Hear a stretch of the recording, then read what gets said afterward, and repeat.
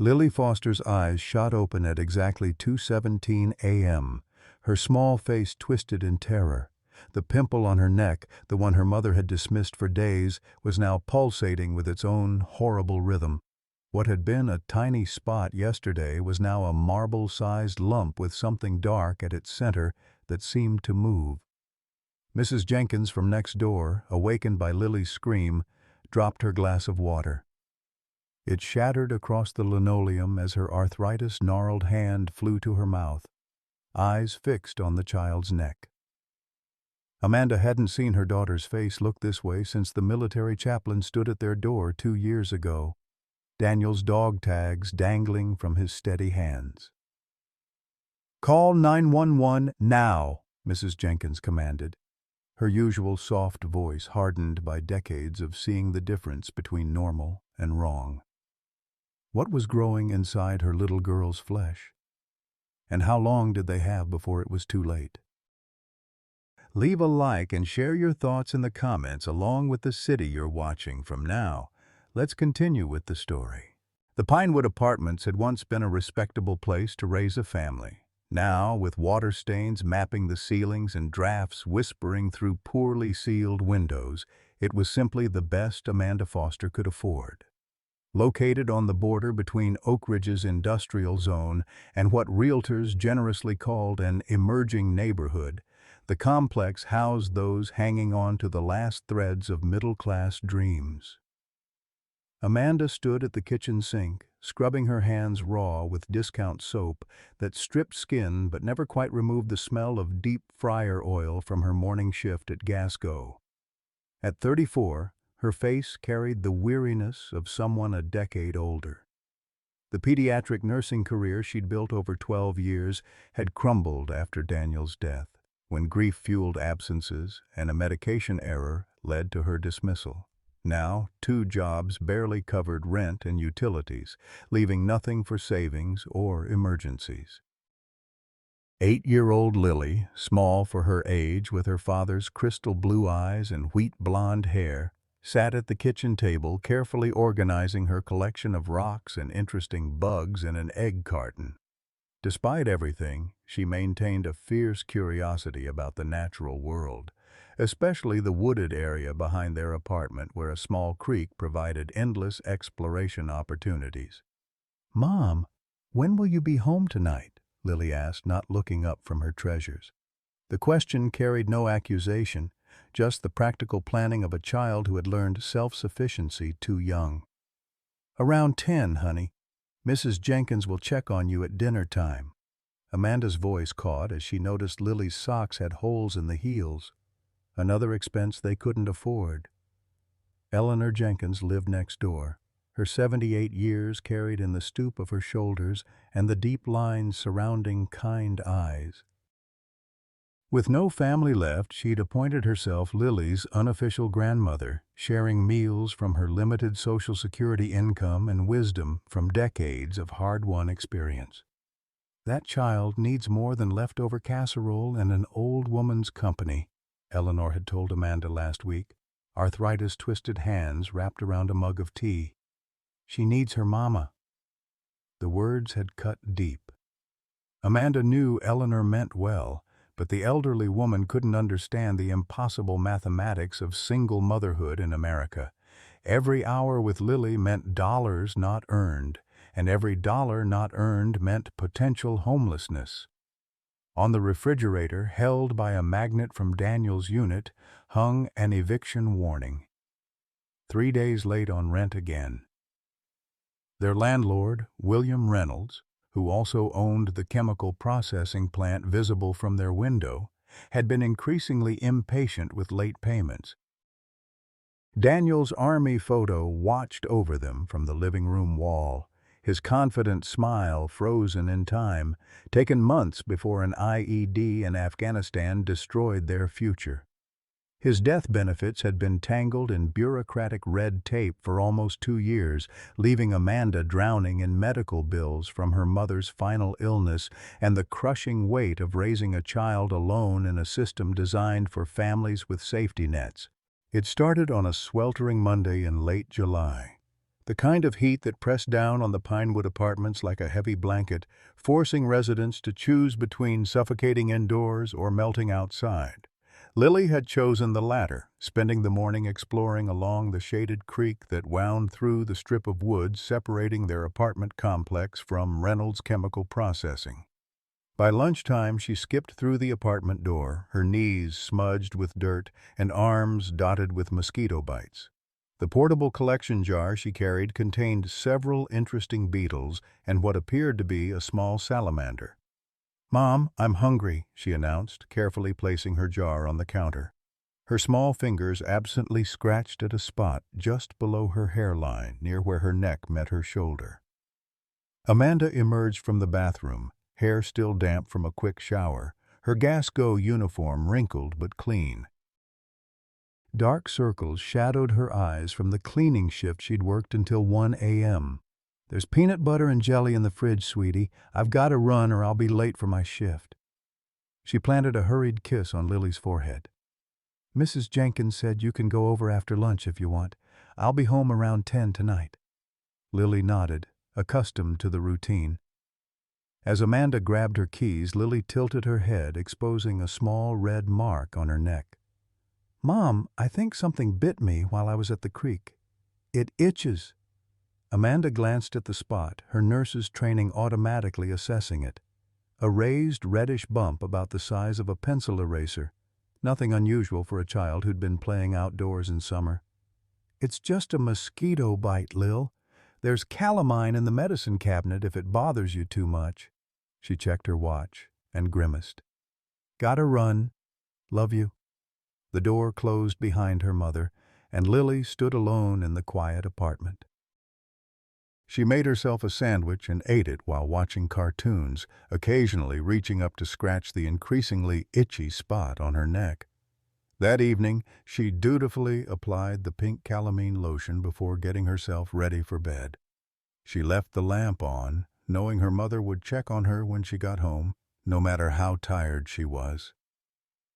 The itching subsided enough for her to fall asleep, her dreams filled with crawling insects and dark woods. When Amanda finally arrived home at 10:45 p.m., she was dead on her feet. The convenience store had been understaffed, and then at her cleaning job, the executive offices had been particularly messy after a day-long board meeting. Her back ached, and her eyes burned with fatigue.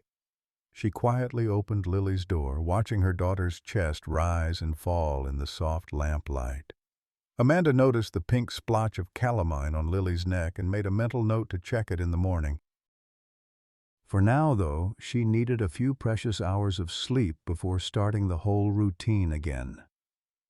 Morning came too quickly. Amanda's alarm blared at 5:30 a.m. and she dragged herself to the shower. She'd meant to check Lily's bite, but the hot water heater was acting up again, delivering only lukewarm water that left her shivering and rushing to dress. She scribbled a note for Lily about breakfast and after-school arrangements, then paused at her daughter's bedroom door. Lily was still sleeping peacefully. Amanda hesitated, torn between waking her to check the bite and letting her get much-needed rest. The bite had seemed so minor yesterday, and she was already running late. She decided to let Lily sleep. It was just a mosquito bite, after all. They lived near woods. Bug bites were a summer constant. When Lily woke an hour later, the itching had intensified. She stumbled to the bathroom, twisting her neck to examine the bite in the mirror. It looked bigger than yesterday, redder with a small, hard center. She dabbed more calamine on it and read her mother's note about meeting Mrs. Jenkins after school. Throughout the day, Lily found herself constantly reaching up to scratch her neck. The calamine had worn off by lunchtime, leaving the bite exposed to her fingernails. By the time she got home from school, she'd scratched it enough to break the skin slightly, causing a small dot of blood to appear on her fingertip. "You shouldn't scratch it, dear," Mrs. Jenkins advised when she noticed Lily's constant fidgeting. "That only makes bug bites worse." "Let me see." The elderly woman squinted through her glasses at Lily's neck. Looks a bit angry. Let's put some ice on it to bring down the swelling. Your mama will know what to do when she gets home. But when Amanda finally arrived home that night, she was carrying 2 bags of groceries and worrying about the final notice for the electric bill she'd found in the mailbox. Lily was already in bed, and Amanda, after putting away the groceries and paying bills online, found herself too exhausted to do more than peek in on her sleeping daughter before collapsing into her own bed. The mosquito bite would have to wait until morning. Wednesday morning arrived with dark clouds threatening rain, matching the dull throb that had awakened Lily at dawn. The bite on her neck had changed overnight, doubling in size and developing a hard center that felt warm to the touch. When she pressed it gently in the bathroom mirror, a small bead of yellowish fluid emerged, making her stomach flip with disgust. "Mom!" Lily called out, her voice wavering slightly. "I think my bug bite is getting worse." Amanda had already been awake for an hour, scrambling to prepare for an early meeting with her supervisor at the Gasp. She appeared in the bathroom doorway, hair half-brushed, dark circles prominent under her eyes. "Let me see, honey," she sighed, tilting Lily's chin to examine the inflamed spot. The nurse in her recognized signs of minor infection, redness, swelling, purulence, but the harried mother saw only another problem she didn't have time to address properly. "It's a bit infected. Happens with bug bites sometimes when you scratch them." She reached for the medicine cabinet, pulling out an antibiotic ointment. "Put this on it after your shower and try not to scratch it today. We'll check it again tonight, okay?" Lily nodded silently, disappointed by the brevity of her mother's attention, but understanding that mornings were always rushed. After Amanda left, Lily dutifully applied the ointment, wincing at the sting, and headed to school with her neck already beginning to itch again. By lunchtime, the discomfort had evolved into a constant pulsating ache. In the cafeteria, Lily's best friend Emma Reynolds, daughter of their landlord and owner of the chemical plant, gasped when she noticed the angry red welt. "What happened to your neck?" Emma asked, leaning closer to examine the increasingly alarming spot. "That doesn't look like a normal bug bite, Lily." Lily shrugged, trying to appear braver than she felt. "Mom says it's just infected from scratching. She's a nurse, so she knows about these things." Emma frowned, unconvinced.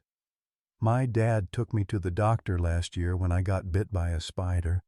That kind of looks like what I had, and the doctor gave me special medicine." "It's fine," Lily insisted, though doubt gnawed at her. Her mother had been so distracted lately, so tired all the time. What if this was something worse than a simple infected bite? Throughout afternoon classes, Lily found it increasingly difficult to concentrate. Mrs. Peterson, her third-grade teacher, noticed her discomfort during math lessons. "Lily, are you feeling all right?" she asked quietly, while the other students worked on multiplication problems. "You keep touching your neck." "I'm okay," Lily mumbled, but tears welled in her eyes despite her best efforts. "It just hurts a little." Mrs. Peterson's brow furrowed as she got a closer look at the inflamed area. "That looks quite painful. Have you shown your mother? Maybe you should visit the nurse's office." The school nurse examined Lily's neck with gloved hands, her expression growing serious. "I'm going to call your mother, Lily. This needs medical attention." Amanda received the call during her shift, frustration mounting as her manager glared from across the store.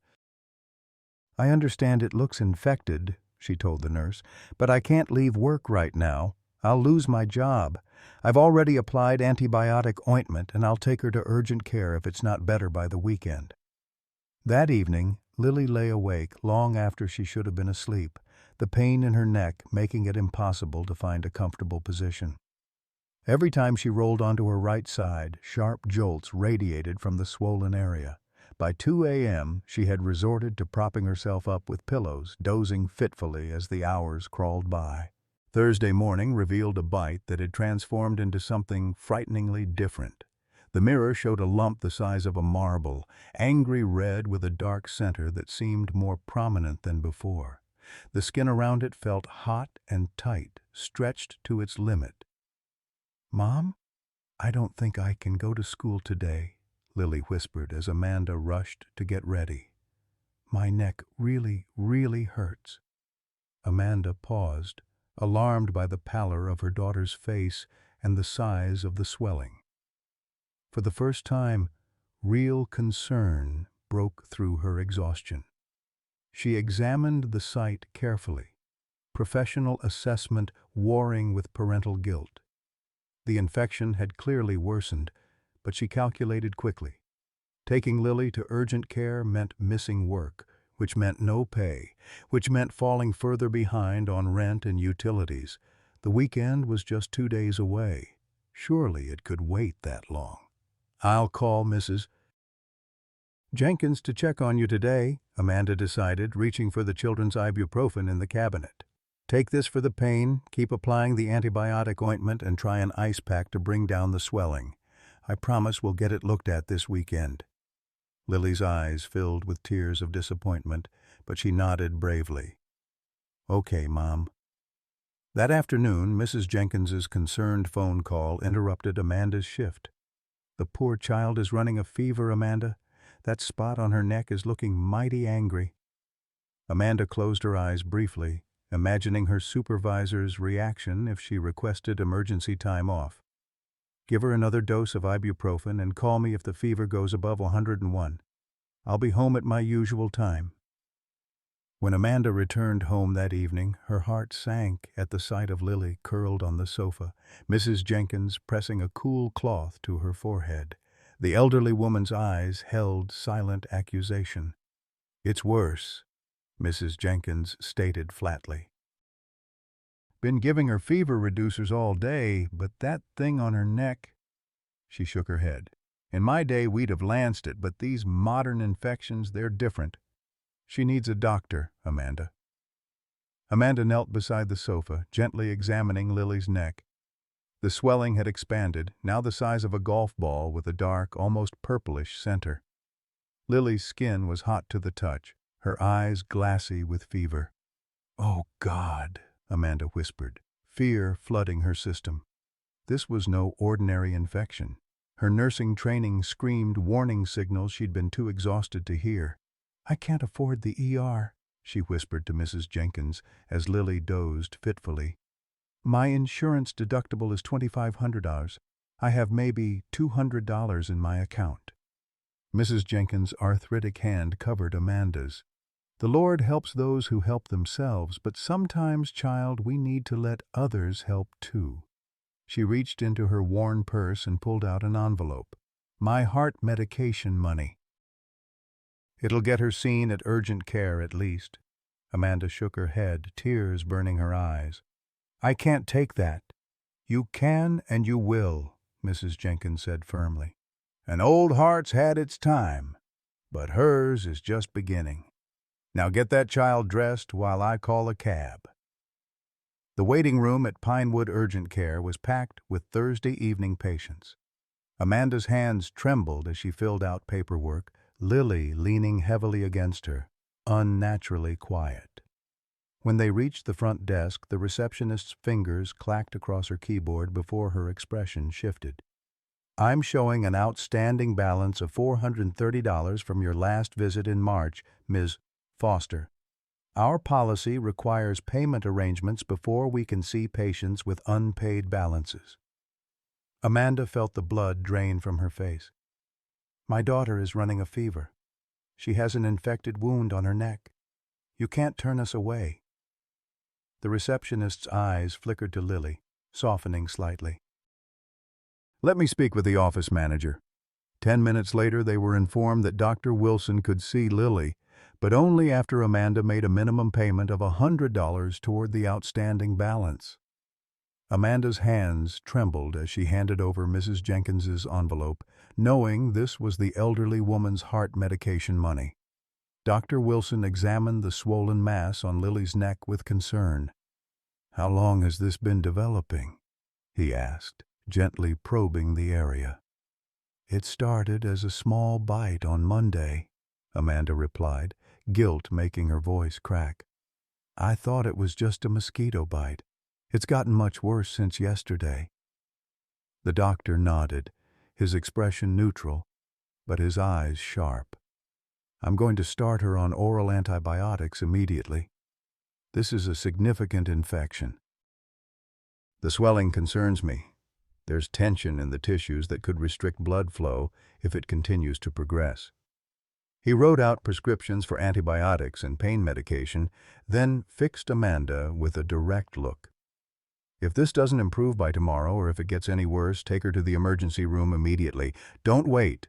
Amanda clutched the prescriptions, nodding vigorously. Yes, of course. Outside the clinic, Amanda counted the cash remaining from Mrs. Jenkins's envelope, $12.47. Not enough for both prescriptions. She'd have to choose between the antibiotic and the pain medication. It was no choice at all, really. The infection had to be stopped. The pain Lily would just have to endure. As the pharmacist filled the antibiotic prescription, Amanda's phone rang. Her supervisor from Gasp was calling. Amanda, I need to know if you're coming in tomorrow. We're already short-staffed, and I've got corporate breathing down my neck about overtime. Amanda looked at Lily, slumped in a pharmacy chair, her neck visibly swollen even from a distance. I'm not sure. My daughter's sick. I'm sorry about your daughter, her supervisor cut in, voice cool and professional. But I need reliable employees. If you can't come in tomorrow, I'll have to let you go. The world seemed to tilt under Amanda's feet. The math was simple and brutal. No gas go job meant no rent money. No rent money meant eviction. Eviction meant homelessness. Homelessness meant potentially losing Lily to social services. I'll be there, she heard herself say, the words like ash in her mouth. I'll find someone to watch her. That night, as Lily fitfully slept under the influence of the antibiotics and over-the-counter pain relievers, Amanda sat beside her bed, watching each labored breath. The swelling hadn't gone down at all. If anything, it seemed larger, the skin stretched taut and shiny around the dark center. I'm so sorry, baby, she whispered, stroking Lily's damp hair from her forehead. I'm trying. I'm really trying. In the darkest part of the night, as Amanda dozed in the chair by Lily's bed, a sound woke her. A small, frightened whimper. She opened her eyes to find Lily staring at her, blue eyes wide with terror. Mom, she whispered, her voice shaking. Something's moving. Amanda blinked, sure she'd misheard. What, honey? In my neck, Lily said, her small hand hovering over the swelling without touching it. I can feel it moving inside. A chill ran down Amanda's spine. Delusion from the fever, she told herself. That had to be it. Let me check, baby. It's probably just your pulse you're feeling. She gently touched the swelling, and what happened next would haunt her dreams for years to come. Under her fingertips, something shifted beneath Lily's skin, not the throb of a pulse or the gurgle of fluid, but a distinct movement as if something solid was changing position. Amanda snatched her hand back, horror crawling up her throat. This was beyond her nursing experience, beyond anything she'd ever seen in her years in pediatrics. We're going to the hospital, she said, her voice steadier than she felt. Right now. As she helped Lily dress, her phone buzzed with a text message. It was from her cleaning job supervisor. Need you to cover Johnson Building tomorrow. Bonus pay available. The money would help with the hospital bill that was coming. But how could she work when Lily needed her? The impossible arithmetic of poverty ground away in her mind as she called for a cab. The emergency room intake nurse took one look at Lily's neck and immediately ushered them past the waiting room. Amanda's relief at the swift response was tempered by knowing what this meant. They recognized a true emergency when they saw one. I need to know exactly what happened, the ER doctor said after a cursory examination. When did this start? Has she been near any unusual animals, insects, or environments? Amanda explained about the creek, the initial bite, the progression of symptoms. She left out her delays in seeking treatment, shame burning in her chest. We're going to need to drain this abscess immediately, the doctor said, already calling for a surgical tray. There's significant pressure on the surrounding tissues, and I'm concerned about what I'm seeing in the center of the swelling. As they prepped Lily for the procedure, Amanda was handed a stack of forms to sign. At the bottom of one page, in bold red letters, estimated patient responsibility after insurance, $1,200, $1,800. Amanda's hand froze above the signature line. That amount might as well have been $1 million. She had no way to pay it, not now, maybe not ever. But looking at Lily's pale face and the grotesque swelling on her neck, she knew she had no choice. She signed her name, consigning herself to yet more debt. The minor procedure room was bright and sterile. Lily lay draped on the examination table, a local anesthetic injected around the swollen area of her neck. Amanda stood at her side, stroking her hair and murmuring reassurances, trying to mask her own anxiety. "You're being so brave," she whispered, blinking back tears. "Daddy would be so proud of you right now." Lily's eyes locked on her mother's, seeking strength. "Is it going to be gross?" Despite everything, Amanda found herself smiling. "Probably. But that's kind of cool, right? You'll have a story to tell your friends." The doctor cleared his throat. "We're ready to begin? Lily, you'll feel some pressure, but it shouldn't hurt. If anything does hurt, you tell me right away, okay?"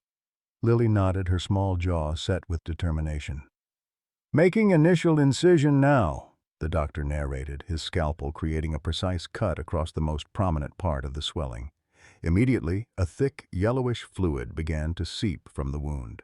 A nurse efficiently collected samples while another applied gentle suction to clear the surgical field. "Significant purulence," the doctor commented. "Consistency suggests bacterial infection, possibly mixed flora." Amanda watched the procedure with clinical detachment, focusing on the medical aspects rather than the fact that this was her daughter's body being cut open. But as the doctor widened the incision slightly to allow better drainage, something unexpected happened. The flow of purulent material suddenly increased, and within it, something solid began to emerge. "What the?" the doctor muttered, his professional composure momentarily shaken. With careful precision, he grasped the emerging object with forceps and gently extracted it from Lily's neck. There, wriggling weakly in the surgical forceps, was a small, segmented larva, about the size of a grain of rice, but swollen and discolored. Amanda stared in horror at the parasite that had been living inside her daughter's neck. "Oh my God," she whispered. "What is it? What's wrong?" Lily asked, unable to see what was happening. "It's okay, baby," Amanda managed, her voice strained. "They found what was causing the infection. It's coming out now." The doctor deposited the specimen into a container that a nurse hurriedly provided. "I want this sent to the lab immediately," he instructed, his voice tight with controlled concern. Full analysis. As they continued to irrigate and clean the wound, 2 more similar larvae emerged from the cavity, each promptly contained and set aside for analysis. Amanda felt leaden nausea rising in her throat as she realized the full horror of what had been happening inside Lily's body. "Are there more?" she whispered, unable to tear her eyes away from the specimen containers. The doctor probed the cavity carefully, ensuring it was completely cleared. "I believe we've removed all foreign bodies, but I'm going to leave a small drain in place for 24 hours to ensure any remaining infection can evacuate." When the procedure was finally complete, Lily's neck was neatly bandaged, a small plastic drain protruding from the lower edge of the incision. Color had already begun returning to her cheeks, the relief of pressure seemingly giving her renewed energy. "Did you get the bugs out?" she asked, looking from her mother to the doctor. The doctor nodded, choosing his words carefully. "We removed everything that was causing the infection. You're going to feel much better now, but we need to keep you in the hospital overnight to make sure the antibiotics are working properly." As nurses prepared to transfer Lily to a pediatric room, Amanda's phone buzzed in her pocket. It was her Gasp supervisor. "Need confirmation you'll be at 7 a.m. shift, yes or no?" Amanda stared at the message, a strange calm settling over her. She typed 6 characters that would change everything. "No, I quit." As morning sunlight filtered through the hospital blinds, Lily slept peacefully for the first time in days. The IV antibiotics had begun their work, bringing her fever down and reducing the angry redness around the drain site. Amanda sat in the uncomfortable visitor chair, watching her daughter's chest rise and fall, the simple rhythm a blessing she'd nearly taken for granted. A light knock on the door drew her attention. A woman in a crisp pantsuit entered, clipboard in hand. "Ms. Foster, I'm Diane Bennett from Social Services. I'd like to speak with you about Lily's care." Amanda felt her blood run cold. Social Services, the words every struggling parent feared. "My daughter is receiving proper medical care," she said defensively.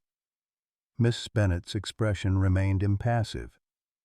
"This is standard procedure when a child presents with an advanced infection that could suggest delayed medical intervention.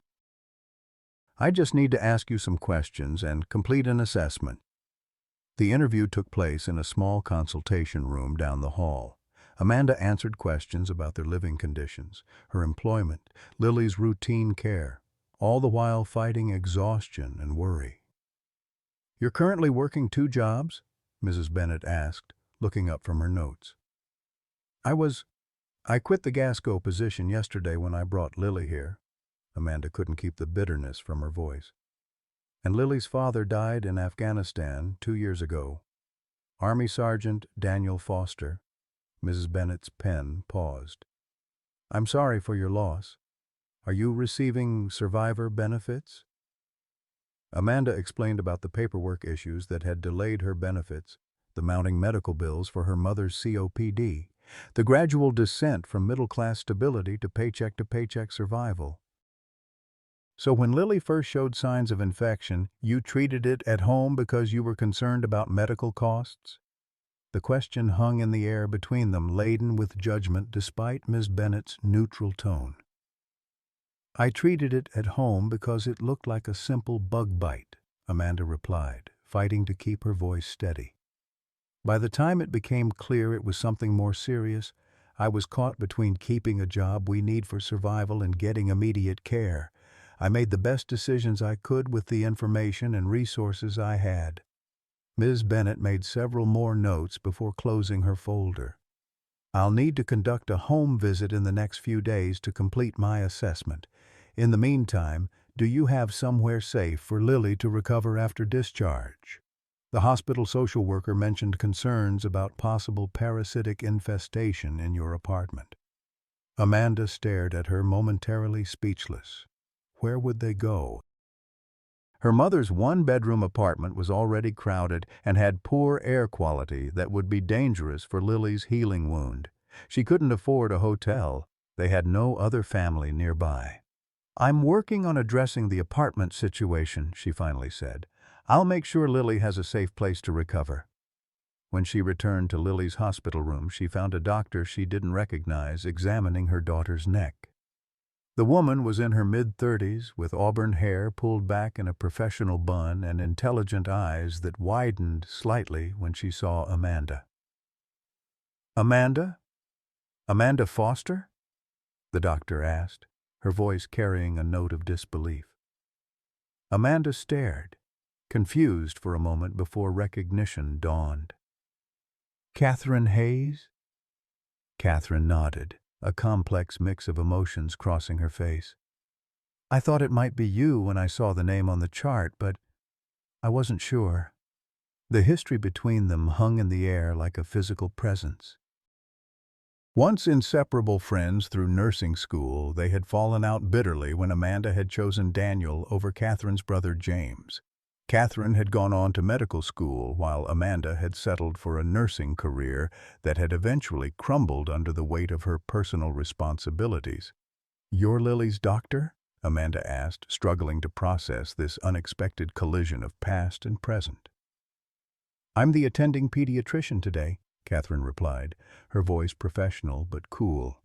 "I've been reviewing the lab results from the specimens removed from Lily's neck." Amanda moved to Lily's bedside, instinctively protective. "What did they find?" Catherine's clinical demeanor faltered slightly. "Amanda, these aren't typical parasites. They're botfly larvae, but they're abnormal, enlarged and showing unusual developmental patterns. Has Lily been near any cattle farms or tropical areas recently?" Amanda shook her head. "No, just the creek behind our apartment complex. She plays there all the time in summer." "The creek near Reynolds Chemical?" Catherine asked, her forehead creasing. "Yes, it runs right behind our building. Why?" Catherine hesitated, choosing her words carefully. "I've been working with a local environmental group studying water quality in that watershed. There have been concerns about contamination levels." Amanda's nursing knowledge clicked into place. "You think these parasites have been affected by chemical exposure? Made more aggressive or something?" "It's a possibility we're investigating," Catherine replied, not quite meeting Amanda's eyes. "I've ordered additional tests on the larvae and Lily's blood work." As Catherine left to check on other patients, Amanda sank into the chair beside Lily's bed. The revelation that her daughter's infection might be connected to environmental contamination was shocking enough, but seeing Catherine again after all these years, her old friend now a successful doctor while Amanda struggled to keep a roof over her head, was almost too much to bear. Later that afternoon, Amanda stepped out of the room to call her cleaning job supervisor. She needed to explain Lily's situation and see if she could take a few days off. As she waited for the call to connect, she noticed a familiar figure walking down the hallway. William Reynolds, their landlord and owner of the chemical plant. He was speaking with a hospital administrator, his tall frame emanating authority in an expensive suit. Reynolds Chemical was a major donor to the hospital. His name adorned the pediatric wing where Lily was currently staying.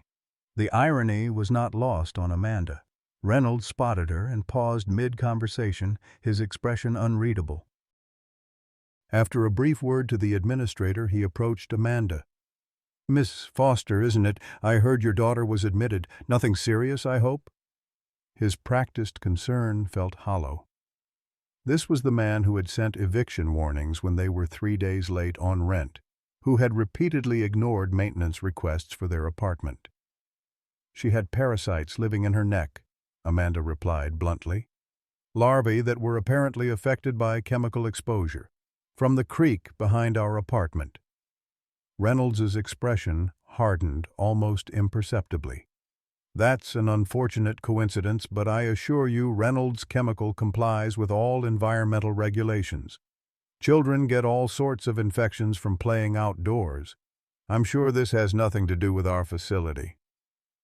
Before Amanda could respond, her phone buzzed, a text message from Mrs. Jenkins. "Something came for you and Lily. Package left at your door. I'm keeping it at my place." Reynolds noticed her distraction. "I hope your daughter recovers quickly. I understand you're behind on this month's rent?" The not-so-subtle reminder of her precarious housing situation felt like a threat. Amanda straightened her spine, meeting his gaze directly. "I'll have it by the end of the week." He nodded, already turning away. "See that you do. The building has standards to maintain." After Reynolds left, Amanda's cleaning supervisor finally answered. The conversation was brief and devastating. Without reliable transportation and with a sick child, Amanda was too much of a liability. They would mail her final paycheck. In the span of 24 hours, she had lost both jobs. With no income, mounting medical bills, and an eviction looming, Amanda returned to Lily's room feeling like she was drowning in slow motion. Lily was awake, watching cartoons on the small hospital TV. Her color was better, the antibiotics doing their work. "Mom, when can we go home?" she asked, her voice stronger than it had been in days. Amanda forced a smile, sitting on the edge of the bed and taking her daughter's hand. "Not quite yet, sweetie. The doctors want to make sure you're completely better first." "My neck doesn't hurt as much," Lily offered hopefully. "Just feels tight." "That's the stitches," Amanda explained, grateful for the change of subject. "They have to stay in for about a week, and then they'll dissolve on their own." Lily's fingers drifted toward the bandage. "Was it really bugs inside me? Emma told me that's what everyone at school is saying." Amanda hesitated, unsure how much to share. Lily was only 8, too young to carry the full horror of what had happened, but old enough to need some version of the truth. "Yes, there were some bugs," she admitted gently. "They got under your skin when you were bitten and caused the infection, but the doctors got them all out, and the medicine is killing any germs they left behind." Lily's face scrunched in disgust. "That's gross. Were they like the bugs we see at home sometimes? The flat ones?" Amanda shook her head quickly. "No, honey, different ones. And we might be staying somewhere else for a little while when you get out of the hospital. Our apartment needs some special cleaning." Before Lily could ask more questions, Catherine returned with the tablet in hand. Her expression was troubled. "How's our patient doing this morning?" she asked, her smile warming as she approached Lily. "Better," Lily replied. "Mom says the bugs are all gone."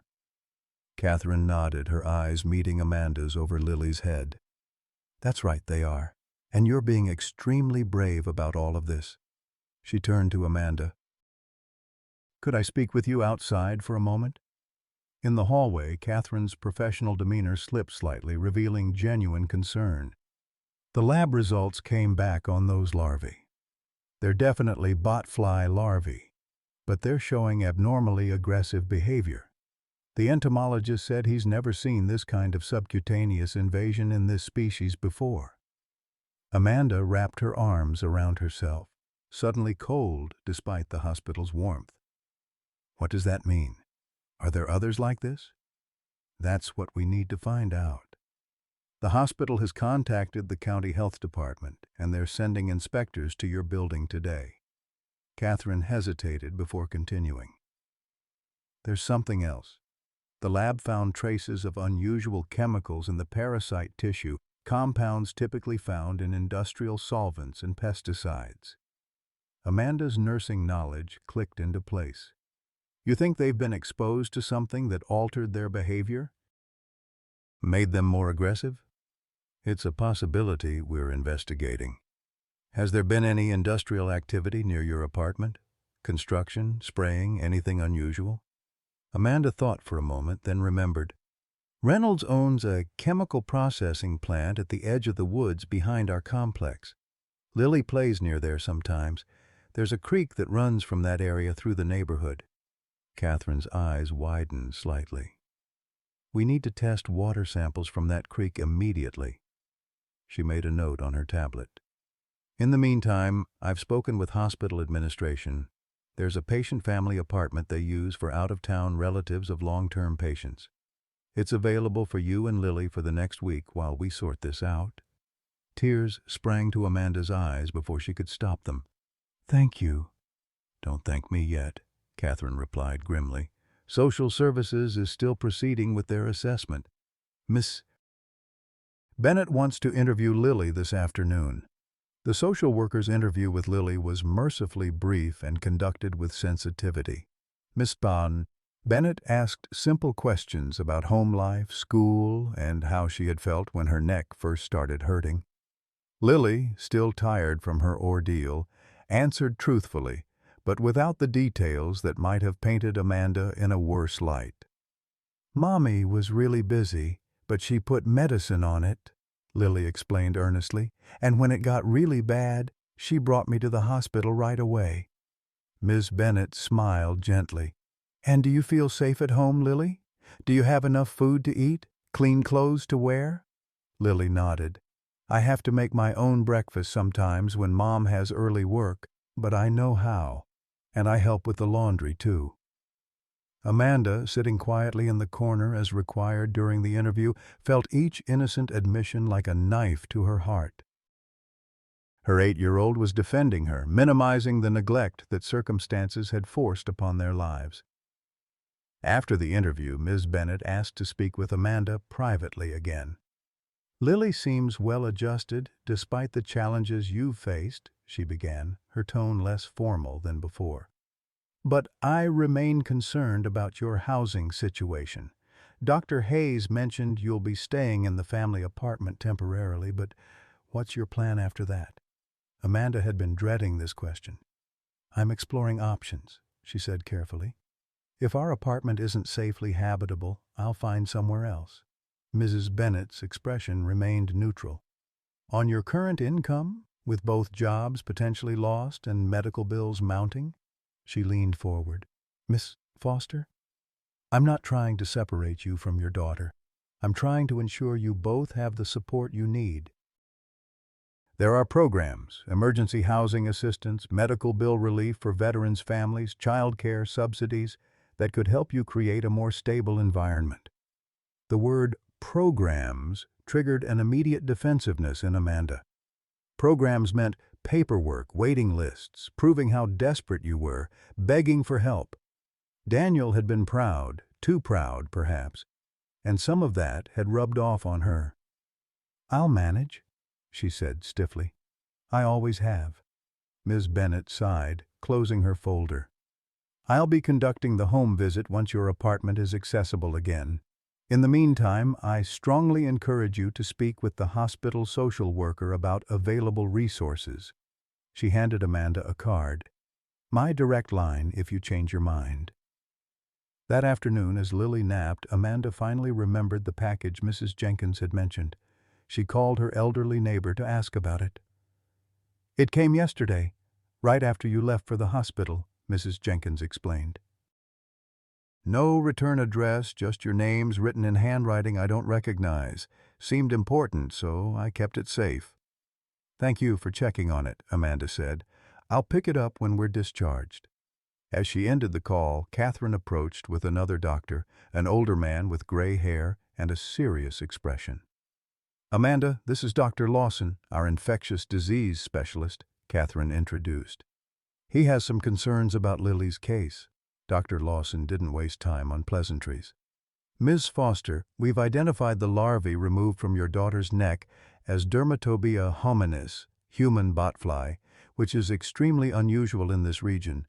These parasites are typically found in Central and South America, not Virginia." Amanda's brow furrowed. "So how did Lily get infected?" "That's what concerns us," he replied. "Either someone deliberately introduced these parasites to your area or there's an established population that shouldn't be there. Given the chemical alterations we've detected, we're treating this as a potential public health emergency." The words hung in the air, their weight crushing. Amanda thought of the creek where Lily played, of the other children in their apartment complex, of Reynolds' dismissive attitude. "What happens now?" she asked. "The county health department has initiated an investigation," Catherine explained. "They'll be testing water and soil samples from around your building and the chemical plant. In the meantime, the CDC has been notified." As they discussed next steps, Amanda's gaze drifted to Lily, sleeping peacefully in the hospital bed. The bandage on her neck was a stark reminder of how close she'd come to losing her daughter. Not to poverty or social services, but to something insidious, literally eating her from the inside. "There's something else," Amanda said suddenly, a memory surfacing. "Reynolds was here earlier. He seemed concerned when I mentioned the creek and chemical exposure, like he was worried about something beyond just a sick tenant." Catherine and Dr. Lawson exchanged glances. "William Reynolds sits on the hospital board," Catherine said carefully. "His company is one of our major donors." And you're investigating him, Amanda concluded, understanding dawning. That's why you're helping us, isn't it? You need Lily's case to build evidence against Reynolds Chemical. Catherine's expression turned pained. That's not the only reason, Amanda. I genuinely want to help you and Lily. But it is a reason, Amanda pressed. After a moment, Catherine nodded. Yes.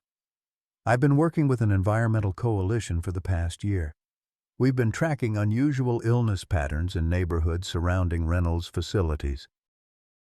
Your daughter's case is the most dramatic evidence we've found of direct harm. Amanda felt a complex mixture of emotions: gratitude for the help, anger at being used, and a dawning sense that Lily's suffering might have meaning beyond their personal tragedy. "What do you need from us?" she asked finally. "Your permission to use Lily's medical case in our investigation," Catherine replied, "and your testimony about conditions near the creek and in your apartment building." Amanda looked at her sleeping daughter, at the evidence of suffering on her small body. Then she thought of Mrs. Jenkins, of the other families in their building, of future children who might play near that creek. "If I do this," she said slowly, "I want guarantees, medical care for Lily, safe housing, and protection from Reynolds. He's not just our landlord, he owns half the town." Catherine nodded. "I'll do everything I can." As night fell, Amanda sat by Lily's bedside, watching shadows play across the wall. The events of the past week swirled in her mind: the initial dismissal of Lily's symptoms, the horror of the surgical discovery, the revelation of Catherine's environmental investigation, the looming threat of social services. She was so lost in thought that she almost missed the soft knock at the door. Eleanor Jenkins stood there, looking small and tired in the harsh hospital lighting, clutching her purse and a paper bag. "Mrs. Jenkins," Amanda said, rising to help the elderly woman to a chair. "You shouldn't have come all this way." "Nonsense," Mrs. Jenkins replied, setting her purse down. "How's our girl?" "Better. The infection's responding to antibiotics. They might discharge her tomorrow." Mrs. Jenkins nodded, satisfaction in her rheumy eyes. "Good, good. Now I brought that package." She handed Amanda the paper bag. "And don't you fret about that heart medication. My Social Security came through early." Amanda's throat tightened with emotion. "I'll pay you back, I promise." "You just get that child well," Mrs. Jenkins said firmly. "That's payment enough." After Mrs. Jenkins left, Amanda opened the mysterious package, a padded envelope with no return address, just their names written in unfamiliar handwriting. Inside was a small, worn teddy bear, its fur matted in places but clean. Amanda frowned, turning it over in her hands. Had someone from the building found one of Lily's toys and returned it? But Lily had never owned a bear like this. A folded note fell from the bear's threadbare belly. Amanda opened it, her confusion growing as she read, "Amanda and Lily. Daniel wanted his little girl to have this. He carried it with him in Afghanistan, said it reminded him of the one he had as a kid. I found it among his things after, but only recently got your address from Army records. He spoke of you both every day. Sergeant Mike Danner." Amanda's hands trembled as she reread the note. Daniel's bear, sent from his battle buddy after all this time, a piece of him coming back to them when they needed him most. She examined the bear more closely, noticing a small tear in one seam that had been carefully stitched closed. Something about it seemed off, triggering an alarming thought. With sudden urgency, she grabbed a pair of medical gloves from the dispenser on the wall, pulled them on, and carefully examined the bear's seams. There, along the repaired section, she found what she feared: tiny, dark specks, almost imperceptible unless you were looking for them. Parasites. Amanda dropped the bear as if it had burned her, a sob catching in her throat. The gift from Daniel, this precious connection to their lost loved one, was infested with the very parasites that had nearly killed their daughter. Catherine entered, stopping short at the sight of Amanda's distress. "What's wrong?" Wordlessly, Amanda pointed to the bear and handed Catherine the note. Understanding dawned on Catherine's face as she read. "Oh, Amanda," she breathed. "Daniel's bear, supposedly sent from overseas," Amanda finished, her voice hollow. "A gift that nearly killed our daughter." The irony was too cruel, too perfect in its tragedy. The husband and father who had given his life for his country had unwittingly sent home the very thing that would endanger his family years later. Catherine picked up the bear carefully with gloved hands, examining the seam. "I'll have the lab test this immediately. If it's the source of the infestation." She didn't need to finish the thought. They both understood the implications. This wasn't a random environmental exposure. Someone had deliberately introduced these parasites to Lily. As the realization of all she had lost, was still losing, washed over her, Amanda finally allowed herself to break. Silent tears became quiet sobs, then deep, racking cries that she muffled against her sleeve to avoid waking Lily. Catherine hesitated for only a moment before sitting beside her former friend, wrapping an arm around her shoulders as Amanda grieved for her husband, her former life, and the security she had failed to provide for their child.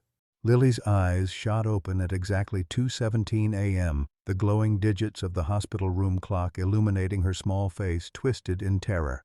Something was wrong, terribly wrong. The bandage on her neck that the doctors had carefully placed was now pulsing with its own horrible rhythm. "Mom," she whispered, her voice barely audible in the dimly lit room. Amanda was instantly awake, maternal instinct overriding exhaustion. "What is it, baby? Does your neck hurt?" Lily's eyes were wide with panic. "It's moving again. I can feel them. They're still inside me." Amanda hit the call button repeatedly, her heart hammering against her ribs. A night nurse appeared within seconds, taking in the scene with professional calm. "She says there's movement in the wound," Amanda explained, trying to keep her voice steady. The nurse gently removed the bandage to check the surgical site. The incision appeared intact, the drain functioning properly, but the tissue around it was inflamed and tight. "I'll page Dr. Hayes," she said, already reaching for the phone. Within minutes, Catherine arrived, hair disheveled from sleep but eyes alert. She examined Lily carefully, her expression growing more concerned as she palpated the area around the surgical site. "There's increased tension in the tissues," she murmured. "We need to get her to imaging immediately." The next hour passed in a blur of activity. Lily was wheeled to radiology for an emergency ultrasound and CT scan. Amanda followed, clutching her daughter's hand, whispering reassurances she didn't feel. In the imaging suite, technicians worked quickly, capturing detailed pictures of Lily's neck while Catherine watched the monitors intently. When the first images appeared, Amanda saw Catherine's face go pale. "What is it?" she demanded. Catherine pointed to dark spaces visible in the deeper tissues surrounding the surgical site. "There are more larval pockets we didn't detect during the initial procedure. They're smaller, probably newly hatched, and they've migrated deeper." Amanda felt the floor tilt beneath her. "But you got them all out. You said you got them all." "We got all the ones we could see," Catherine corrected gently. "But botfly eggs can be laid in clusters. Some must have been too small to detect, and they've been incubating." Lily, hearing this exchange, began to cry softly. "They're still inside me? More bugs?" Amanda moved to comfort her daughter, shooting Catherine a look that demanded she choose her words more carefully. "We're going to fix this, Lily," Catherine promised, her voice firm and reassuring. "You're going to be just fine." Back in the emergency surgical suite, a team assembled quickly. This time, Lily would need general anesthesia. The new larval pockets were too deep, too close to vital structures in her neck for local numbing. "I can't afford this," Amanda whispered to Catherine as they prepared Lily for surgery. The first procedure already maxed out my credit card. Don't worry about the cost right now, Catherine replied. This is being documented as part of a public health emergency. The hospital has funds for such cases. As Lily was wheeled into surgery, she looked so small on the gurney, her blue eyes seeking Amanda's. "You'll be right here when I wake up?" she asked, fear making her voice tremble. "Right here," Amanda promised. "I'm not going anywhere." The anesthesiologist began counting down, and Lily's eyes fluttered closed. As they took her daughter away, Amanda felt a presence beside her.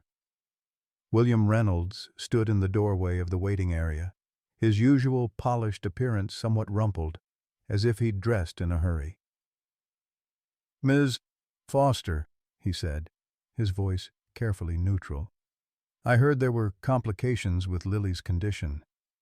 Amanda's grief and fear crystallized into rage. "What are you doing here?" "It's 3 in the morning. I'm on the hospital board," he replied smoothly. "I was notified of an emergency procedure related to a public health concern. May I speak with you privately?" Every instinct screamed at Amanda to refuse, but curiosity won out. What could be so important that Reynolds would come to the hospital in the middle of the night? They moved to a small consultation room off the waiting area. Reynolds closed the door and turned to face her, his expression unreadable. "I understand there's been some concern about the source of your daughter's infection," he began carefully, "and that Dr. Hayes is pursuing a theory involving environmental contamination from my facility." Amanda crossed her arms. "It's more than a theory. They found industrial chemicals in the parasites they removed from Lily's neck." Reynolds nodded, unsurprised. "I've reviewed the preliminary findings. The situation is unfortunate. But I think we can come to an arrangement that benefits everyone." He reached into his jacket and withdrew an envelope, placing it on the table between them. "This contains an offer for your apartment, 3 times its market value. It also includes a generous settlement for Lily's medical expenses and compensation for your distress." Amanda stared at the envelope without touching it. "You're trying to buy me off." "I'm trying to make this right," Reynolds countered. "My company maintains the highest environmental standards, but if there's been any oversight that contributed to your daughter's condition, I want to take responsibility." "By silencing us," Amanda concluded, "not by fixing the actual problem." Reynolds leaned forward, his voice dropping. "Ms. Foster, you're a single mother with no income, mounting medical bills, and a daughter whose health has been compromised. Social services is already involved. Think carefully about what's best for Lily." The threat was thinly veiled but unmistakable. Amanda felt cold fury rising within her. "Get out," she said quietly. Reynolds' expression hardened. "Don't be foolish. This offer expires when I walk out that door." "Then it expires," Amanda replied, standing. "Because what's best for Lily is making sure no other child goes through what she has. Now get out before I call security." After Reynolds left, Amanda sat alone in the consultation room, trembling with adrenaline and fear. Had she just made a terrible mistake? The money could have solved their immediate problems: housing, medical bills, breathing room to find a new job. But at what cost? Allowing Reynolds to continue poisoning the creek, endangering other families? Her phone buzzed with a text from Eleanor. "News vans outside our building. Health department people in hazmat suits. What's happening?" Amanda hadn't expected things to move so quickly. Catherine must have expedited the environmental testing after finding the additional larvae. The media attention would make it harder for Reynolds to cover things up, but it also meant their apartment, their belongings, their whole lives were now exposed to public scrutiny. The surgery lasted 3 grueling hours. Catherine finally emerged, looking exhausted but relieved. "We got them all this time," she assured Amanda. "We used fluorescent markers that bind to chitin, the exoskeleton material, to make sure we located every larva. There were 5 more pockets, all newly developed. "Is she going to be okay?" Amanda asked, the only question that mattered. Catherine nodded. "She's strong. There's no sign of systemic infection, and we've placed drains to prevent any recurrence of abscess. She'll need to stay in the hospital a few more days for observation and IV antibiotics, but I expect a full recovery." Relief washed over Amanda, leaving her lightheaded. "Thank you," she whispered. "Reynolds was here," Catherine observed, noting the envelope on the table. "What did he want?" Amanda pushed the unopened envelope toward her. "To buy our silence. I told him no." Catherine's eyebrows rose as she picked up the envelope and peeked inside. "This is a lot of money to turn down, Amanda." "It wouldn't bring back Daniel," Amanda replied simply. "It wouldn't undo what happened to Lily. And it wouldn't stop Reynolds from hurting other families." Something shifted in Catherine's expression. Respect, perhaps, or renewed understanding of the woman Amanda had become. "The health department has condemned your apartment building," she said after a moment. "Even after treatment, they're concerned about residual chemical contamination. No one will be allowed to live there for at least 6 months." The news, while not unexpected, still hit Amanda like a physical blow. "Everything we own is in that apartment. Lily's school things, our clothes, all of Daniel's photos. They're establishing a retrieval protocol. Items can be decontaminated and returned to you, but it's going to take time." Amanda rubbed her temples, fighting a stress headache. "Where are we supposed to go?" "My guest room is yours for as long as you need it," Catherine offered without hesitation. "It's not far from Lily's school." Amanda looked up, surprised by the generosity from a woman who had once been her closest friend, then a stranger, and now something in between. "Why are you doing this?" she asked quietly. Catherine's professional demeanor cracked slightly. "Because I was wrong," she admitted. "I blamed you for choosing Daniel over my brother. I was hurt and selfish. And then when I heard what happened to Daniel," she looked down at her hands, "I was too ashamed to reach out. Some mistakes take too long to fix." "I don't want this to be one of them." Before Amanda could respond, a nurse appeared at the door. "Dr. Hayes, Lily's waking up and asking for her mother."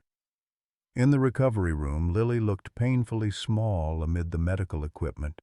Her neck was heavily bandaged, IV lines running into both arms, a heart monitor beeping steadily. But her eyes lit up when she saw Amanda, reaching out a hand weakly. "Did they get all the bugs?" she asked, her voice raspy from the breathing tube. Amanda took her daughter's hand, careful of the IV. "Yes, baby. All gone for good this time." Lily's eyelids drooped, the anesthesia still working its way out of her system. "Good," she murmured, "'cause they were saying mean things." Amanda exchanged a concerned glance with Catherine. "What do you mean, honey?" "In my dreams," Lily explained drowsily. "They were talking, said they were sent to hurt me, to make you sad." A chill ran down Amanda's spine. Fever dreams and anesthesia could cause hallucinations, but there was something unsettling about Lily's words. "Who sent them, Lily?" Catherine asked gently. Lily's eyes drifted closed. "The sad lady, with the bear." After Lily fell back asleep, Catherine pulled Amanda into the hallway. "She's just confused from the anesthesia," she assured her. "Children often have strange dreams during medical procedures." But Amanda couldn't shake the unease. "The bear from Daniel's supposed army buddy. We need to know where it really came from." Catherine nodded. "The lab is analyzing it now. If it was deliberately contaminated with botfly eggs..." She didn't need to finish the thought. It would mean someone had intentionally targeted Lily. A horrifying possibility that seemed too calculated, too cruel to contemplate. As dawn broke over the hospital, Amanda dozed uncomfortably in the chair beside Lily's bed. A soft knock roused her. Dr. Lawson, the infectious disease specialist, entered with a tablet in hand, his expression grave. "Miss Foster, we've completed the initial analysis of the teddy bear," he began without preamble. "It was indeed infested with Dermatobia hominis eggs, consistent with the larvae we removed from Lily's neck." Amanda nodded, unsurprised. "Someone sent it to hurt Lily." "That's the concerning part," Dr. Lawson continued. "These parasites don't typically remain viable for extended periods in textile materials. The eggs had to have been placed on the bear recently, within days of when Lily received it." The implications were chilling. This wasn't a contaminated item from overseas, not something that had accidentally harbored parasites during shipping. Someone had deliberately placed viable botfly eggs on a teddy bear and sent it to an 8-year-old girl. "The note mentioned Daniel's army buddy, Sergeant Danner," Amanda said. "Can you find out if he's real?" Dr. Lawson nodded. "The CDC is already coordinating with military records. This has been escalated to a potential bioterrorism investigation." The word bioterrorism hung in the air between them, so vastly disproportionate to their quiet life in Pinewood apartments. What enemy could they possibly have that would go to such lengths? Later that morning, a different kind of crisis erupted. A hospital administrator appeared at Lily's door, tablet in hand, her expression professionally apologetic. "Miss Foster, there seems to be some confusion about the billing for Lily's procedures," she began. "The initial emergency surgery was processed through your insurance with the standard patient responsibility, but this second procedure—" Amanda braced herself. "Dr. Hayes said it would be covered under public health emergency funds." The administrator's expression tightened. "That designation requires approval from the hospital board. Mr. Reynolds has raised concerns about applying that classification prematurely." Of course he had. Reynolds was retaliating for her refusal to take his hush money. "So, what are you saying?" Amanda asked, though she already knew the answer. "The current estimated patient responsibility is $18,450, the administrator replied, unable to meet Amanda's eyes. "We'll need to discuss payment arrangements before discharge." The amount might as well have been $1 million. Amanda stared at the administrator, speechless with a rage so profound it had circled back to calm. "I'd like to speak with the hospital's patient advocate," she said finally, remembering a resource from her nursing days. "And I'd like Dr. Hayes to be present for that conversation." The administrator nodded, clearly relieved to pass this problem to someone else. "I'll arrange that." Alone again with Lily, who mercifully remained asleep through this exchange, Amanda fought waves of despair. How had their lives come to this? Daniel's death, her lost nursing career, now Lily's horrific injury and this mounting financial disaster. It felt like an unrelenting series of blows designed to grind them down. She was still sitting there, staring unseeingly at the wall, when Catherine returned with a man Amanda didn't recognize. He was tall and distinguished, with silver at his temples and an air of quiet authority. "Amanda, this is Jonathan Hayes, the district attorney for Bedford County," Catherine introduced. "He needs to ask you some questions about William Reynolds and the teddy bear Lily received." Amanda blinked, processing this new development. "Hayes, are you—" "Catherine's brother," he confirmed with a small smile that didn't reach his eyes. "And I believe we've met before, at her graduation." Amanda vaguely remembered him, serious, ambitious, several years older than Catherine. The brother she had indirectly rejected when she chose Daniel. "James is prosecuting environmental cases now," Catherine explained. "The health department found significant contamination in the creek behind your apartment, levels of industrial solvents and pesticides far exceeding legal limits, and there's evidence suggesting Reynolds Chemical has been illegally dumping there for years." Jonathan opened his briefcase and withdrew several documents. We've obtained a search warrant for Reynolds' offices based on the environmental findings. If we can connect him to the teddy bear or to the deliberate infestation of your daughter, he'll face serious charges. Everything from reckless endangerment to attempted manslaughter. Amanda tried to absorb this information. You think Reynolds sent the bear? Why would he target Lily specifically? That's what we're trying to determine, Jonathan replied. Did Reynolds have any personal connection to your family? Any history with your husband? Amanda shook her head. He's just our landlord. We barely interact except when the rent is late.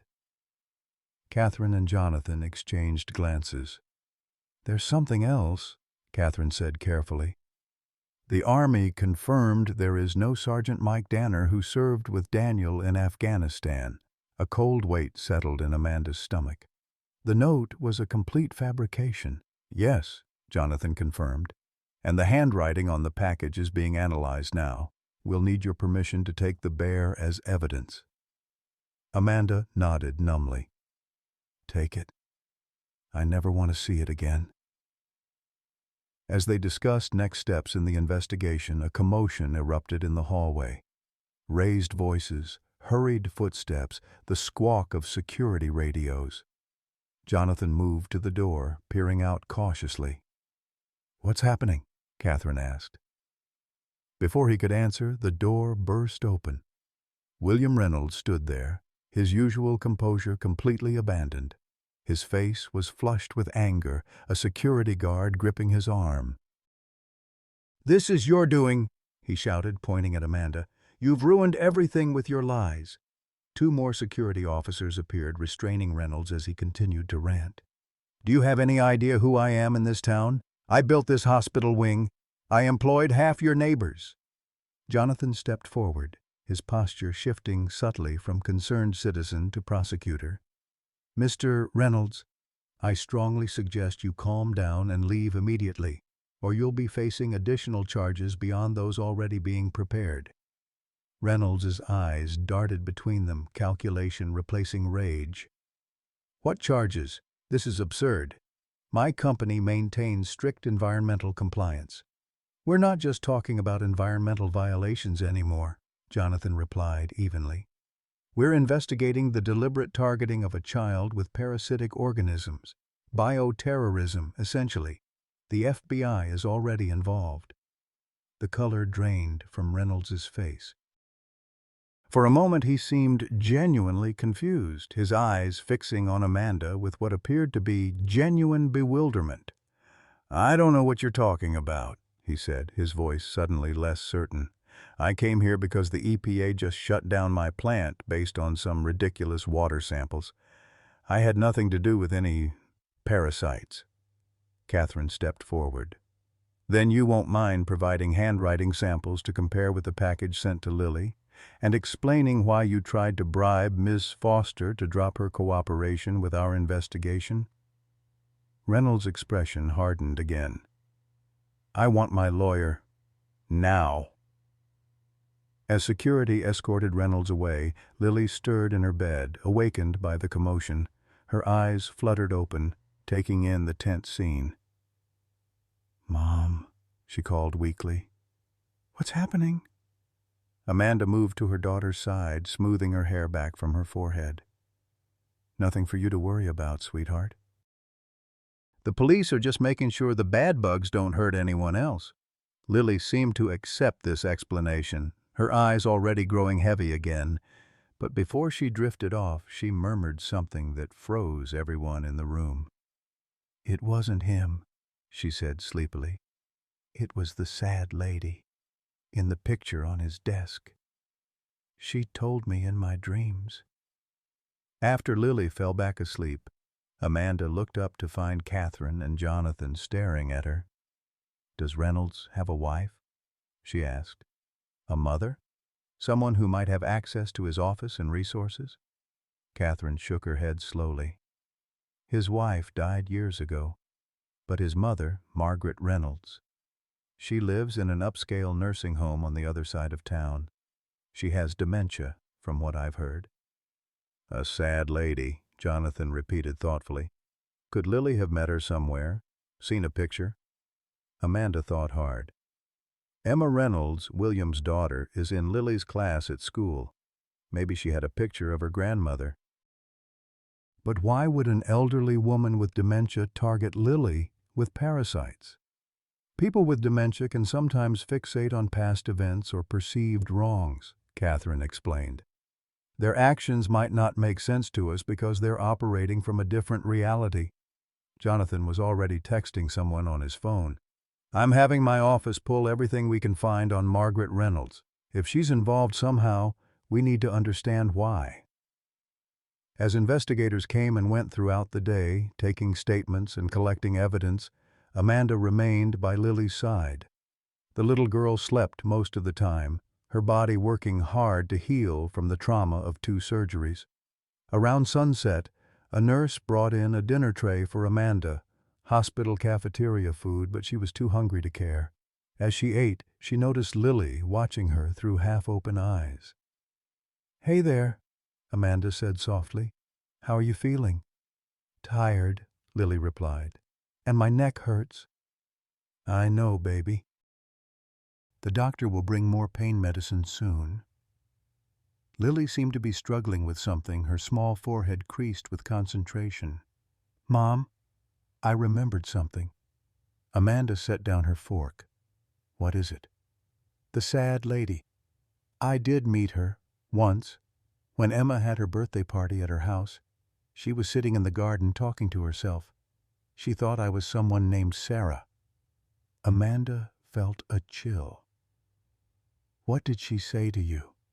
Lily's face scrunched with the effort of remembering.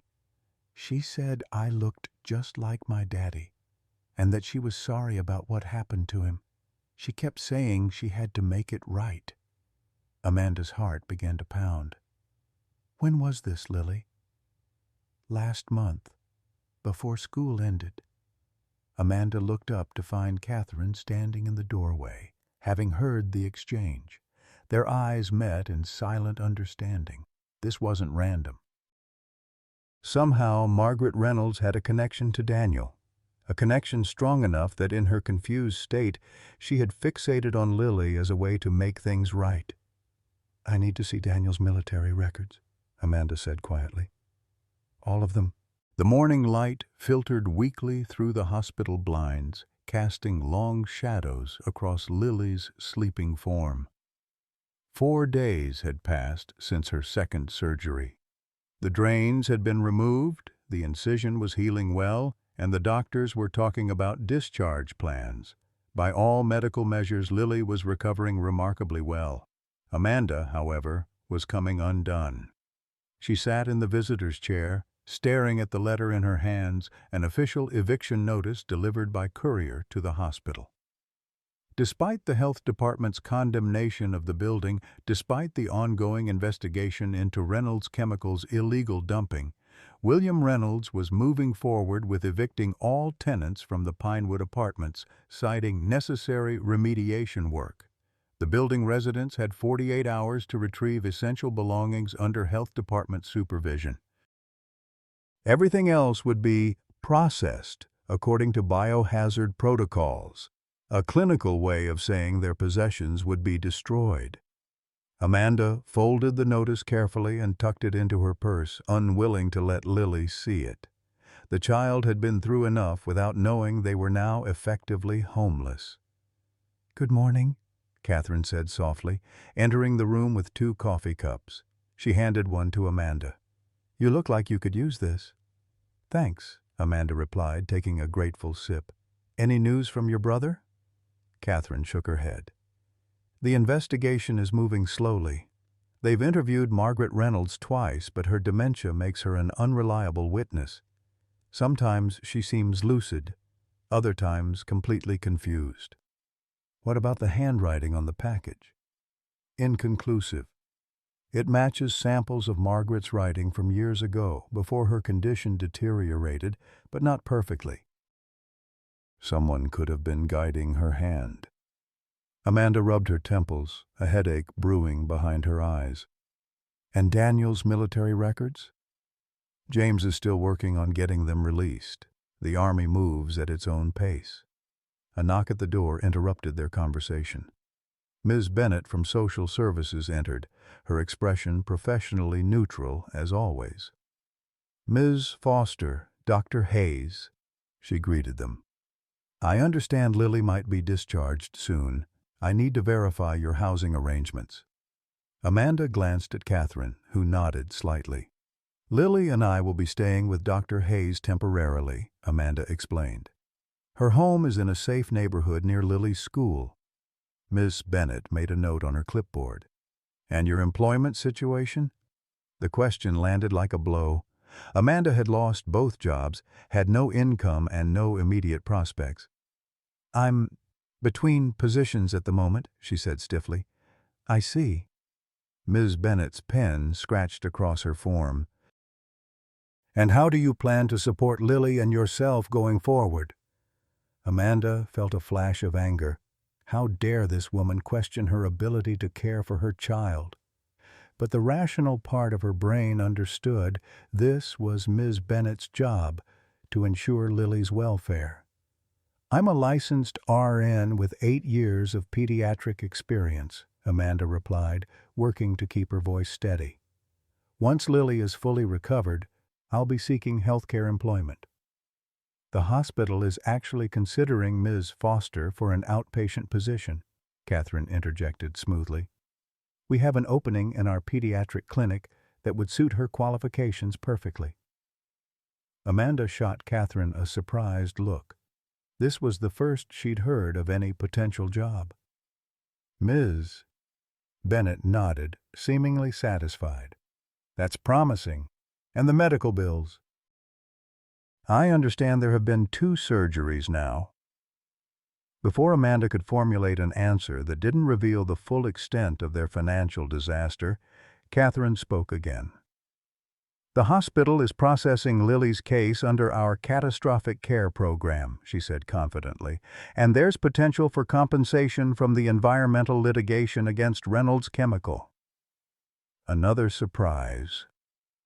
Amanda kept her expression neutral, though her mind raced. Was Catherine making promises she couldn't keep, or had things been happening behind the scenes that Amanda wasn't aware of? After Ms. Bennett left, Amanda turned to Catherine. "A job? Catastrophic care program? Is any of that real?" Catherine had the grace to look slightly embarrassed. "The job is potentially real. I've spoken to the clinic director about your qualifications. As for the hospital bills," she hesitated, "I've been advocating with administration.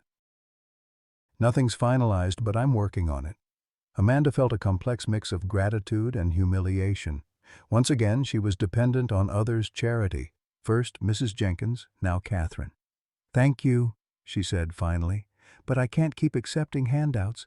I need to stand on my own 2 feet." "It's not charity, Amanda," Catherine replied firmly. "It's justice.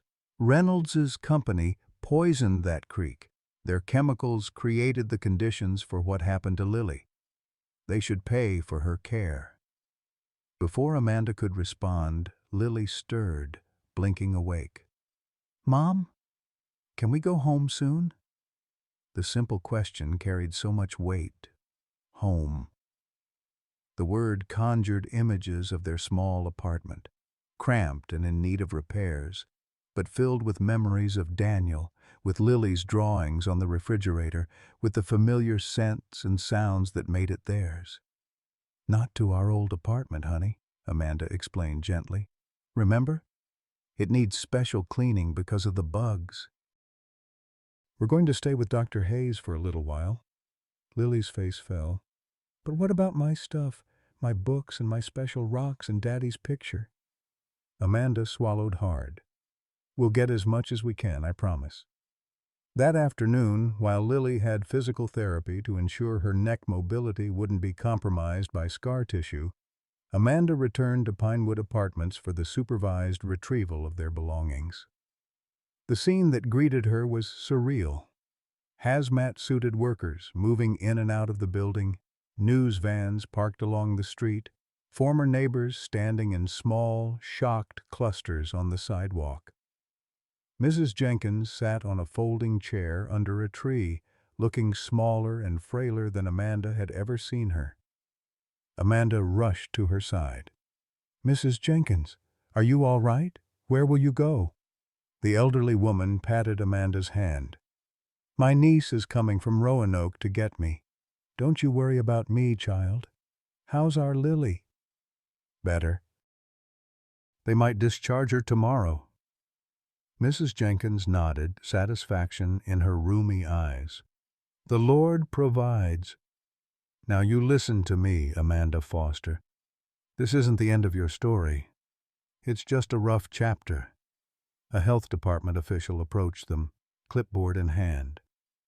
"Mrs. Foster, you have 1 hour to retrieve essential items from your unit. You'll need to wear this protective gear." Amanda was given a Tyvek suit, gloves, and a mask. Properly outfitted, she was escorted to her apartment.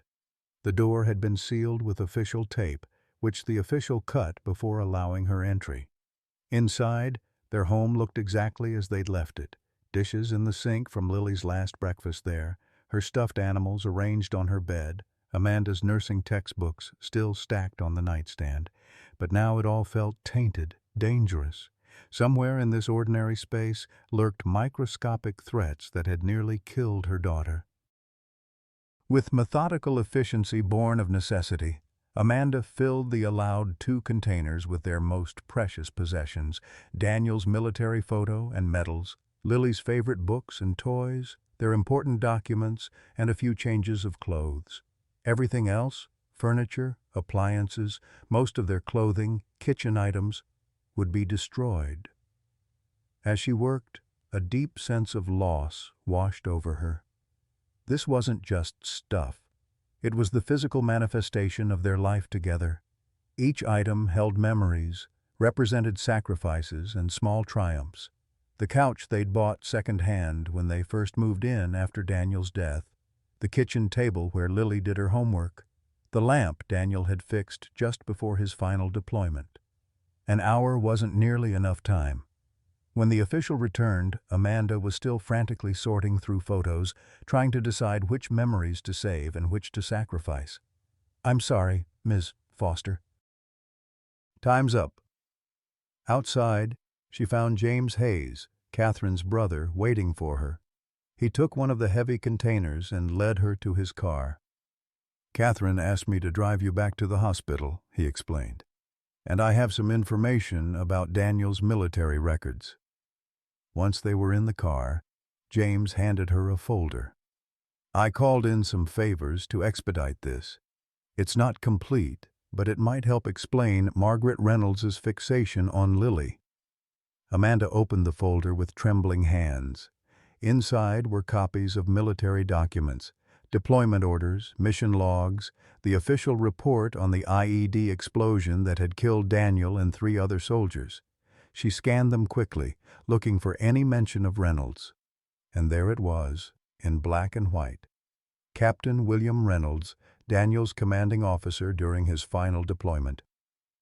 "Reynolds was in the Army?" Amanda whispered, shocked. "He was Daniel's CO?" James nodded grimly. "Retired after that final deployment. According to these records, he was the one who ordered the patrol that encountered the IED." Amanda felt as if she'd been punched in the stomach. The man who now owned their apartment building, who ran the chemical plant that had created the conditions for Lily's infection, had been responsible for sending Daniel into danger. "Does he know who I am?" she wondered aloud. "That Daniel was my husband?" "That's what we're trying to determine," James replied. "Did you use your married name on your rental application?" Amanda thought back.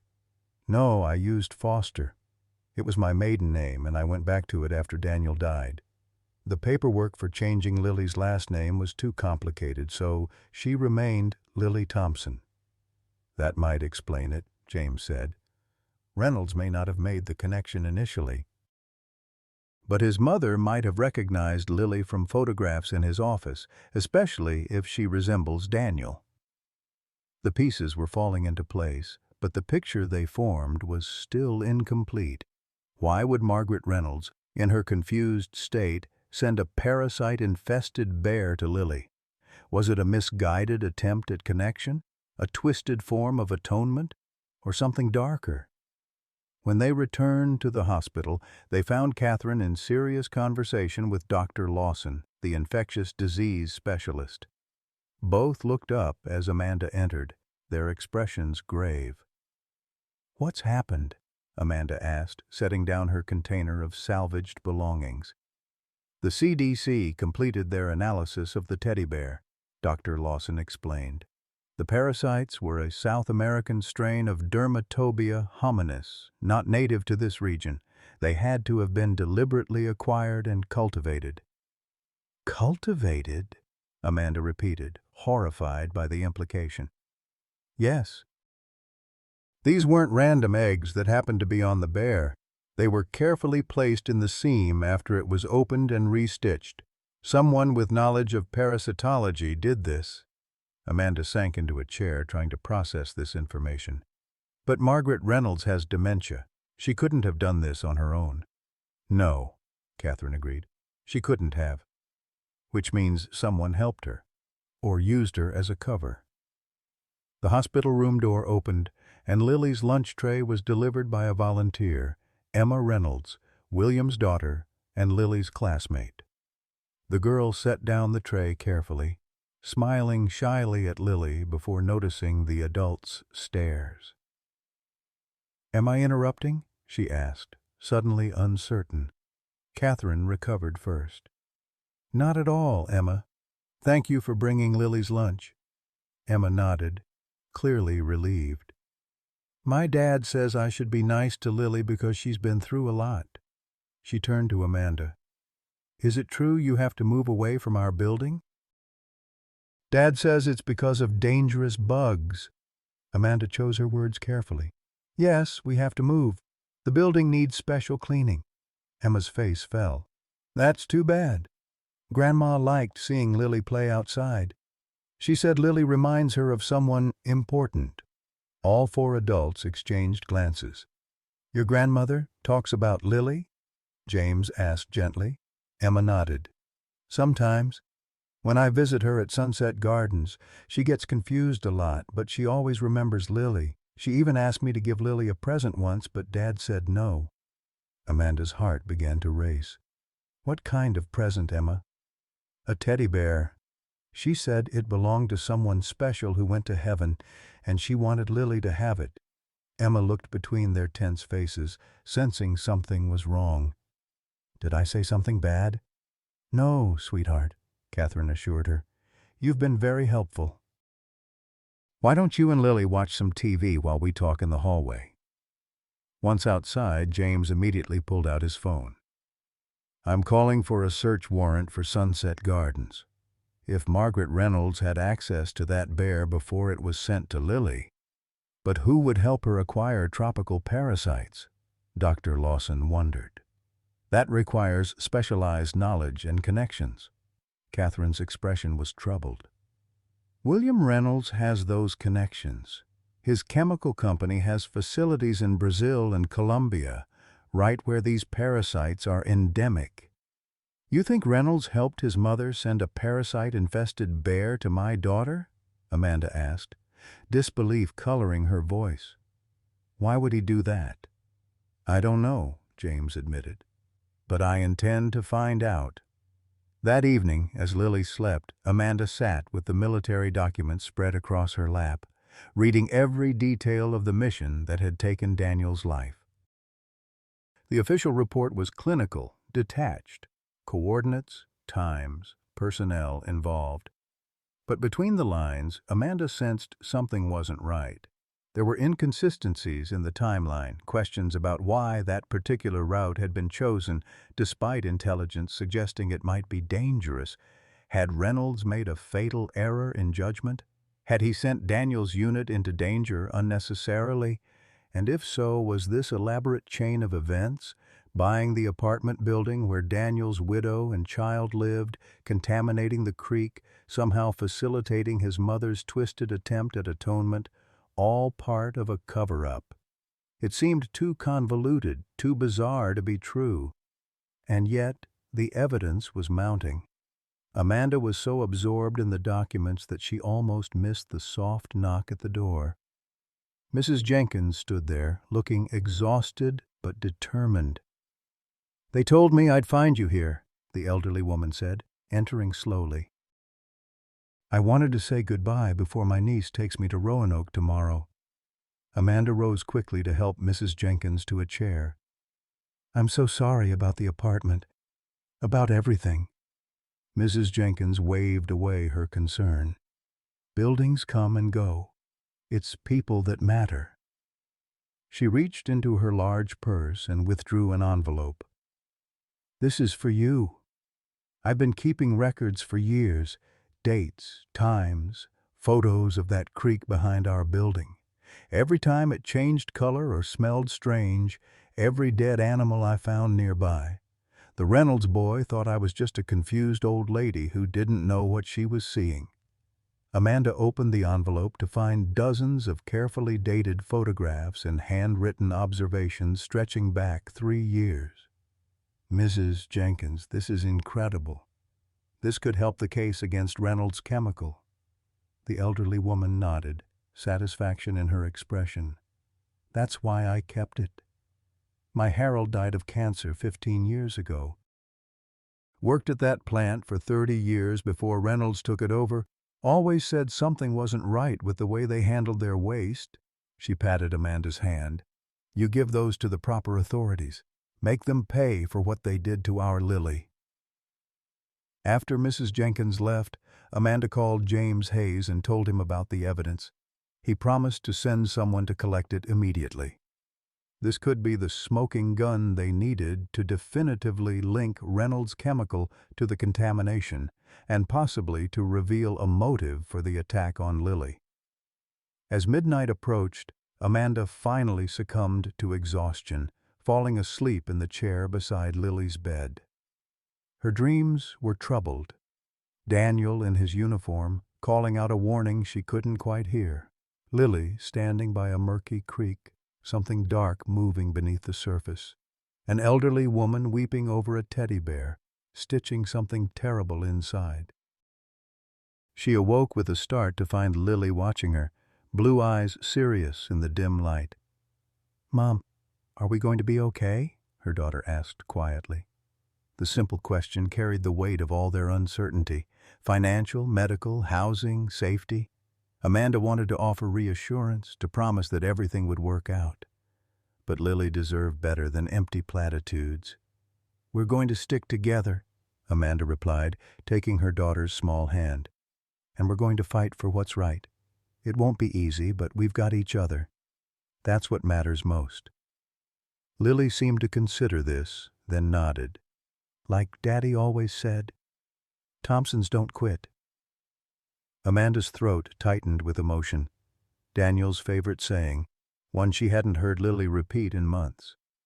That's right, baby. Thompsons don't quit. The next morning brought a flurry of activity. Discharge papers were processed, final medications dispensed, follow-up appointments scheduled. Catherine had arranged for her house to be prepared for their arrival, the guest room outfitted with a borrowed bed for Lily, the refrigerator stocked with groceries.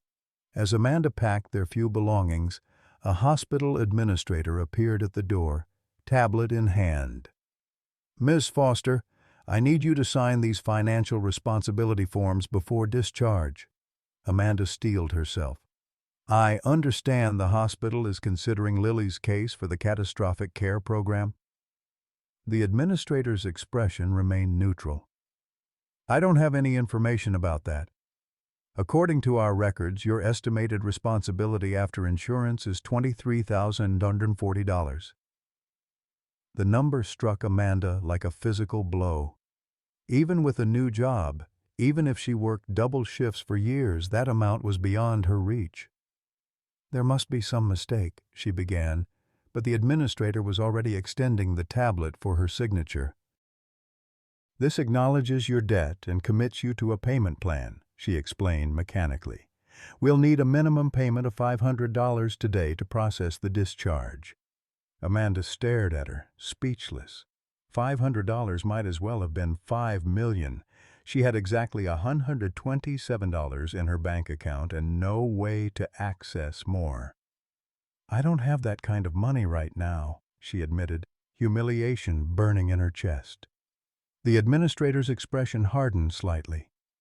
"Then I'm afraid we cannot complete the discharge process until financial arrangements are made." In other words, they were holding Lily hostage until Amanda paid. Rage surged through her, hot and clarifying. After everything they'd been through, the parasitic infection caused by Reynolds's illegal dumping, the loss of their home and possessions, the discovery that Reynolds had commanded Daniel's fatal mission, now they faced this final indignity. "I want to speak to the hospital director," Amanda demanded, her voice steady despite her inner turmoil. "And I want to contact our attorney." At the word attorney, the administrator's demeanor shifted subtly. "I'll see if the financial counselor is available to discuss your options." After she left, Amanda sank onto the edge of Lily's bed, fighting tears of frustration. They were so close to moving forward, to beginning the slow process of rebuilding their lives. And now this. "What's wrong, Mom?" Lily asked, sensing her distress. Amanda forced a smile. "Just some paperwork problems, honey. Nothing for you to worry about." But as the minutes ticked by with no sign of the financial counselor, Amanda made a decision. She removed her wedding ring, the last valuable thing she owned, the last physical connection to Daniel besides his photos and medals. The white gold band with its small diamond wasn't worth much in monetary terms, but it was all she had. When Catherine arrived an hour later to drive them to her house, she found Amanda in fierce negotiation with a pawnshop owner on the phone. "What's going on?" Catherine asked, taking in Amanda's tear-streaked face and the ring clutched in her hand.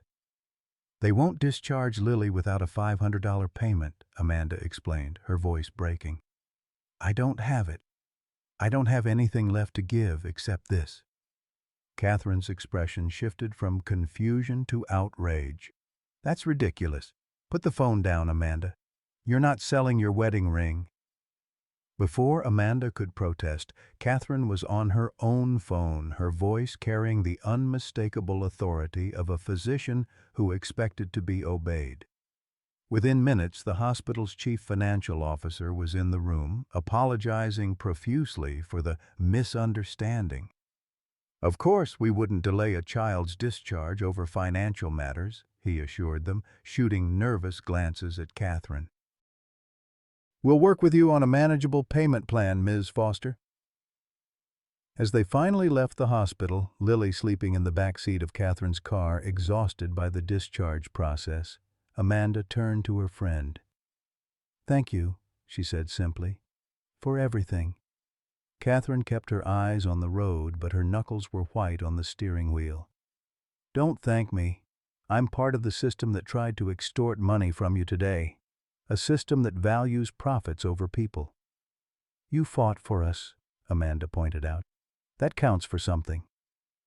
As they drove through town toward Catherine's house in the comfortable Oak Ridge neighborhood, they passed the imposing gates of Reynolds Chemical.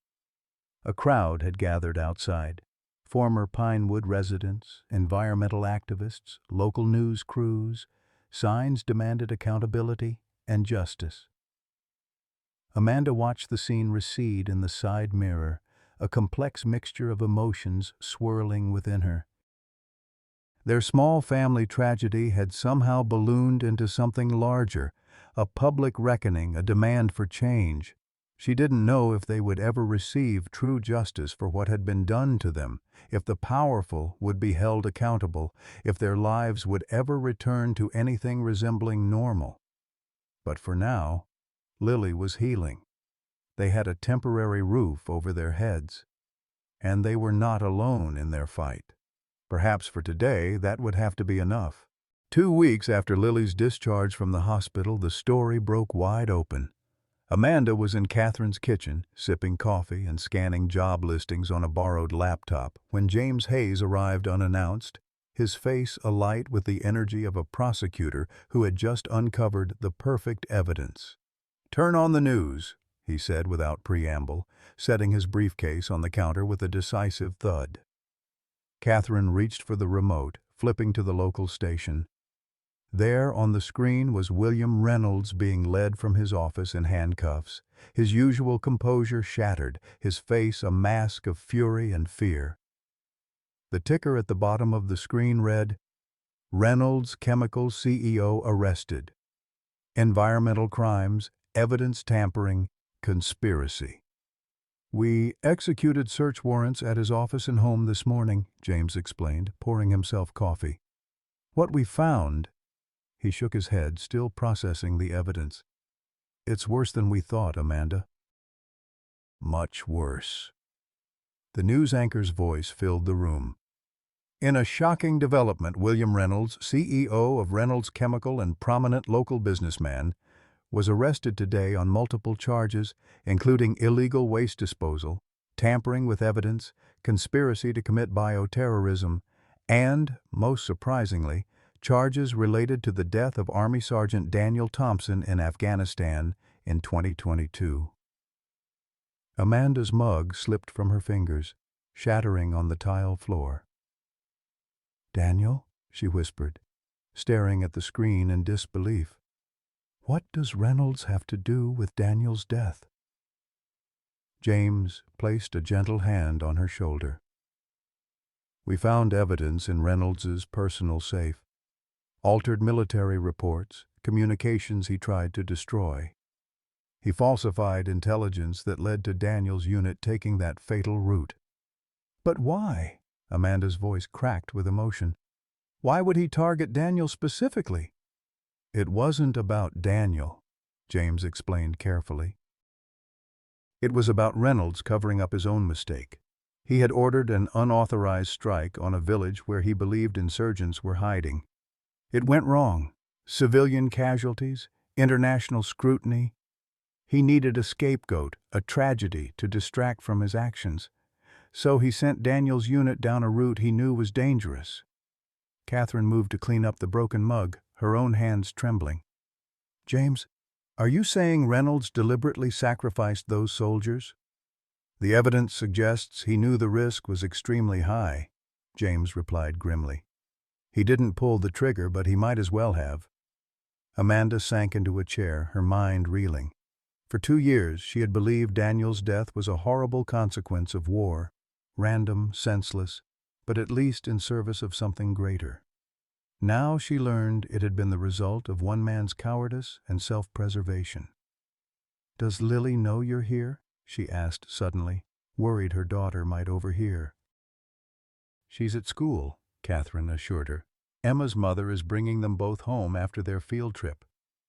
The irony wasn't lost on Amanda. Lily now carpooled with the daughter of the man who had effectively murdered her father. The complexities of their situation seemed to multiply by the day. James opened his briefcase, removing several folders. "There's more, Amanda, about the parasites." He spread photographs across the table, laboratory equipment, specimen containers, notebooks filled with meticulous documentation. "Reynolds has a private lab at his estate. He's been experimenting with various species for years, including Dermatobia hominis. Apparently, he's been investigating their potential as targeted delivery systems for pharmaceuticals." "Delivery systems?" Catherine repeated, horrified. "You mean using parasites to introduce drugs into the human body?" James nodded. "It's not as far-fetched as it sounds. There's legitimate research in this field." But Reynolds was way off the reservation. No oversight, no ethical guidelines, just personal obsession. And when his mother developed dementia and began fixating on Lily— "He what? Saw an opportunity?" Amanda asked, disgust evident in her voice. "We're still piecing it together," James admitted. "But it appears Margaret Reynolds became convinced that Lily was somehow connected to Daniel. Maybe she saw a photograph. Maybe William told her something in an unguarded moment. In her confused state, she developed a delusion that sending Lily the bear would somehow atone for what happened to Daniel. And William helped her, Amanda concluded, the horror of it washing over her. His own mother became his unwitting accomplice. He claims he didn't know what she was doing, James said, his tone making it clear he didn't believe this defense. Says she must have accessed his lab without his knowledge. But we found his fingerprints on the very equipment used to cultivate the parasites found in Lily's neck. Amanda stood abruptly, moving to the window. Outside, the autumn sun painted Catherine's manicured lawn in golden light, so at odds with the darkness they were discussing. What happens now? Reynolds will be arraigned tomorrow. Given the severity of the charges and the evidence we've collected, I expect he'll be denied bail. James hesitated before continuing. There's something else you should know. Mrs. Jenkins' documentation was instrumental in building our case. The EPA is citing her records extensively in their enforcement action. A small smile touched Amanda's lips despite everything. The determined elderly woman had gotten her justice after all. What about Margaret Reynolds? Catherine asked. Will she face charges too? James shook his head. Her mental state makes criminal prosecution impossible. The court has appointed a guardian, and she's being moved to a secure medical facility for evaluation. They fell silent, each processing the revelations in their own way. The news continued in the background, detailing Reynolds' environmental crimes, years of illegal dumping, falsified testing reports, bribes to inspectors. The parasitic infection that had nearly killed Lily was just one consequence of a pattern of corruption that had poisoned the entire community. I should call Mrs. Jenkins, Amanda said finally. She should hear this from me, not the news. As she reached for her phone, a car pulled into the driveway. Lily was home from school, her bright laughter audible as she and Emma spilled from the car, backpacks bouncing.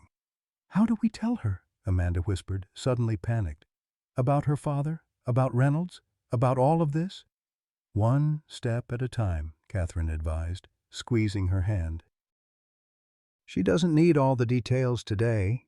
Emma's mother waved from the car but didn't approach the house. The strain on her face was evident even from a distance. Her husband's arrest had undoubtedly thrown her family into chaos as well. The girls burst through the door, chattering about their field trip to the Science Museum. Lily stopped short when she saw James, her expression shifting instantly from excitement to worry. Is something wrong? She asked, her gaze moving between the adults. Is it about the bugs coming back? No, sweetheart, Amanda assured her quickly. The bugs are all gone for good. Mr. Hayes just brought some news about the investigation. Lily's shoulders relaxed slightly. Oh, is it about Emma's dad? Everyone at school was talking about it. Emma looked at the floor, her cheeks flushed with shame. They said my dad did bad things, that he made people sick. The adults exchanged uncomfortable glances. How much had the children already pieced together? Emma, Catherine said gently, none of this is your fault. Your dad made some bad choices, but that has nothing to do with you. The little girl nodded, but her eyes remained downcast. My mom says we might have to move away. People are saying mean things about our family. Lily put an arm around her friend's shoulders. You can come visit us wherever you go. We're moving too, remember?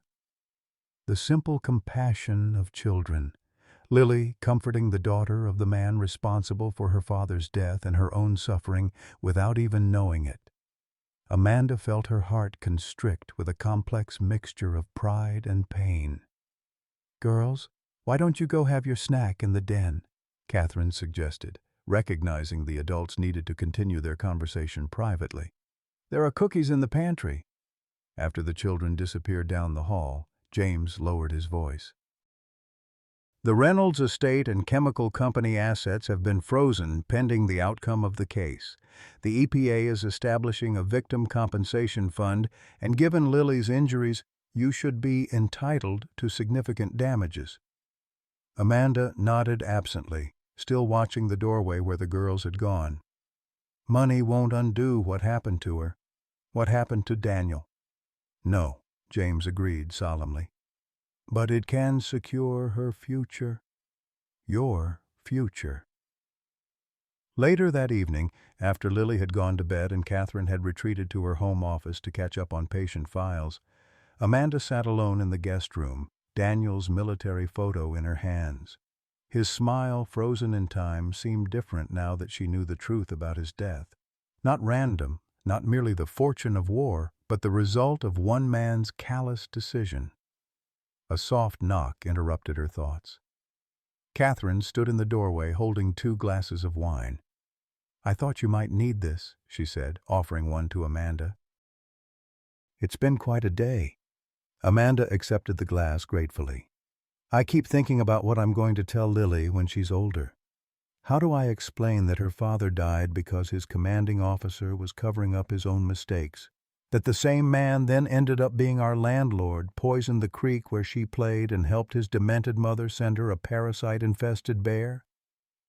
"The truth sounds insane even to me," Catherine admitted, sitting beside her. "But Lily deserves to know someday, when she's ready." They sipped their wine in companionable silence, the events of the past weeks settling around them like sediment in still water. "I've been offered my old position back," Amanda said suddenly. "At County General. The nursing director called this afternoon." Catherine raised her eyebrows in surprise. "That's wonderful. When do you start?" "I haven't accepted yet." Amanda twirled the wine glass between her fingers. "After everything that's happened, I'm not sure I want to go back to the way things were. I feel like I'm being given a chance to rebuild, to choose a different path." "What kind of path?" Amanda smiled faintly. "I'm not sure yet, but something that honors Daniel's memory. Something that helps prevent other families from going through what we did." The next morning brought another development. Miss Bennett from Social Services arrived for a scheduled visit, her usual clipboard in hand, but her demeanor noticeably warmer than in previous interactions. "Miss Foster," she began, after declining Catherine's offer of coffee, "in light of recent events, I've completed my assessment of Lily's case." Amanda braced herself, still wary of authority figures with the power to disrupt their fragile stability. "Given the extraordinary circumstances surrounding your housing and employment situations, and the clear evidence that these circumstances were directly caused by William Reynolds' actions, I'm recommending immediate closure of your case." Relief washed over Amanda. No more scrutiny, no more defending her parenting decisions, no more fear that Lily might be taken away. "Furthermore," Miss Bennett continued, "my department has fast-tracked your application for emergency housing assistance and victim support services. You've been approved for a housing voucher that will cover rent for up to 6 months while you re-establish employment." Amanda blinked back tears of gratitude. "Thank you," she said simply, the words inadequate for the lifeline being offered. Mrs. Bennett's professional facade softened slightly. "The system doesn't always work as it should, Ms. Foster, but sometimes we get it right." As Mrs. Bennett was leaving, her phone rang. After a brief conversation, she turned back to Amanda, her expression incredulous. "That was my supervisor. The district attorney's office just called. They found something in Reynolds's personal safe that belongs to you, or rather, to Lily." She hesitated, as if still processing the information. "It appears to be Sergeant Thompson's journal from Afghanistan. Reynolds must have taken it after the incident." Amanda's heart seemed to stop. "Daniel's journal? I didn't even know he kept one." "They're processing it as evidence, but once they're finished, it will be released to you as Lily's next of kin." After Ms. Bennett left, Amanda sat motionless on Catherine's porch swing, trying to absorb this latest revelation. Daniel's private thoughts, his experiences in those final weeks, a piece of him she had never expected to recover. The sound of a car door slamming roused her from her reverie.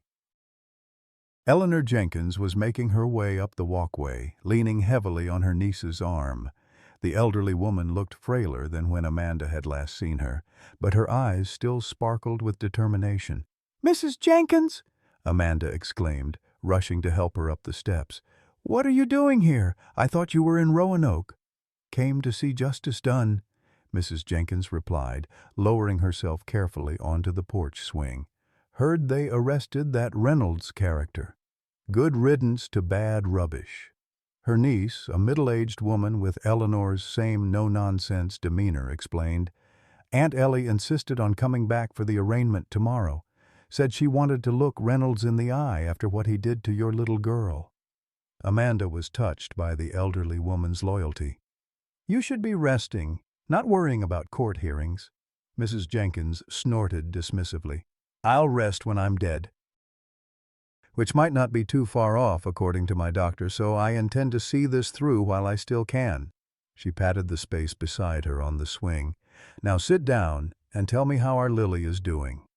As Amanda updated Mrs. Jenkins on Lily's recovery, Catherine emerged from the house with lemonade and joined them on the porch.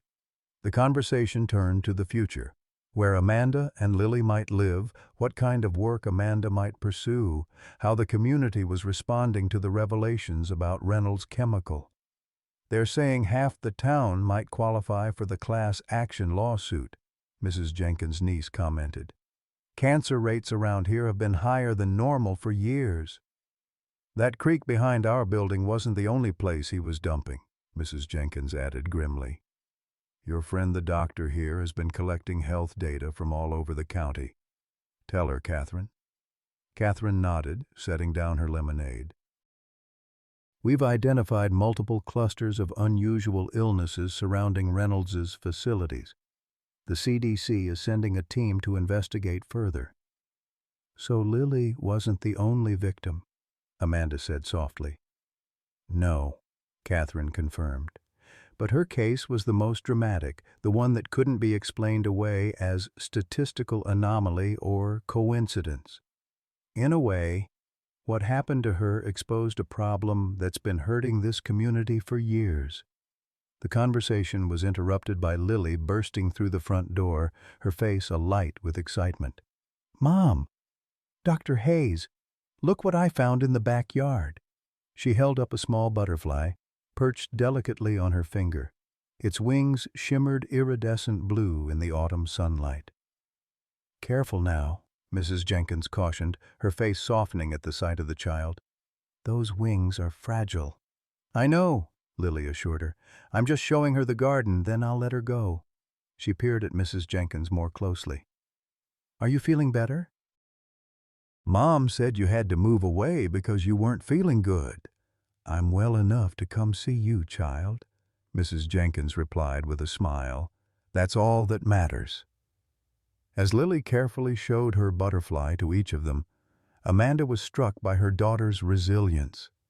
After everything she had endured, the loss of her father, the parasitic infection, the displacement from their home, she still found joy in simple discoveries, still approached the world with wonder rather than fear. Later that afternoon, James Hayes called with news from the arraignment. Reynolds had entered a not guilty plea to all charges, but the judge had denied bail, citing flight risk and the severity of the allegations. The trial was set for spring, though James expected Reynolds' attorneys to seek numerous delays. "What about his mother?" Amanda asked. "Has she said anything more about why she sent the bear to Lily?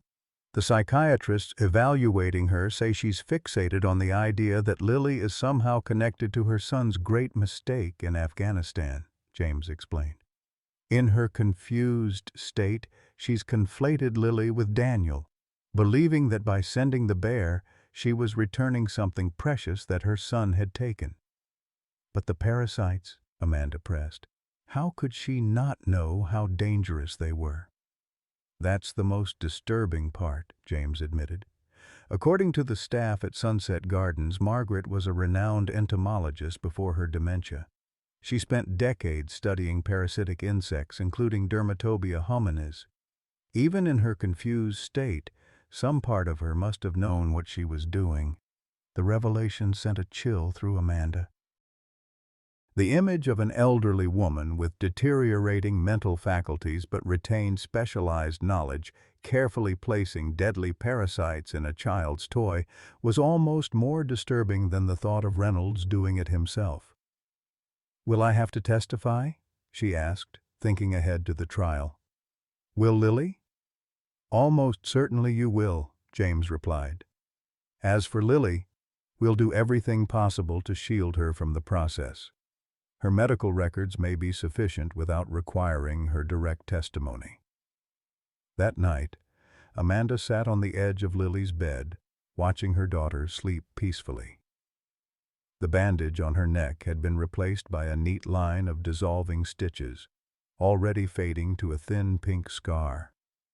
In time, it would barely be visible, a small physical reminder of their ordeal. The emotional scars were harder to gauge. Lily had nightmares sometimes, waking in terror, convinced that something was still moving inside her.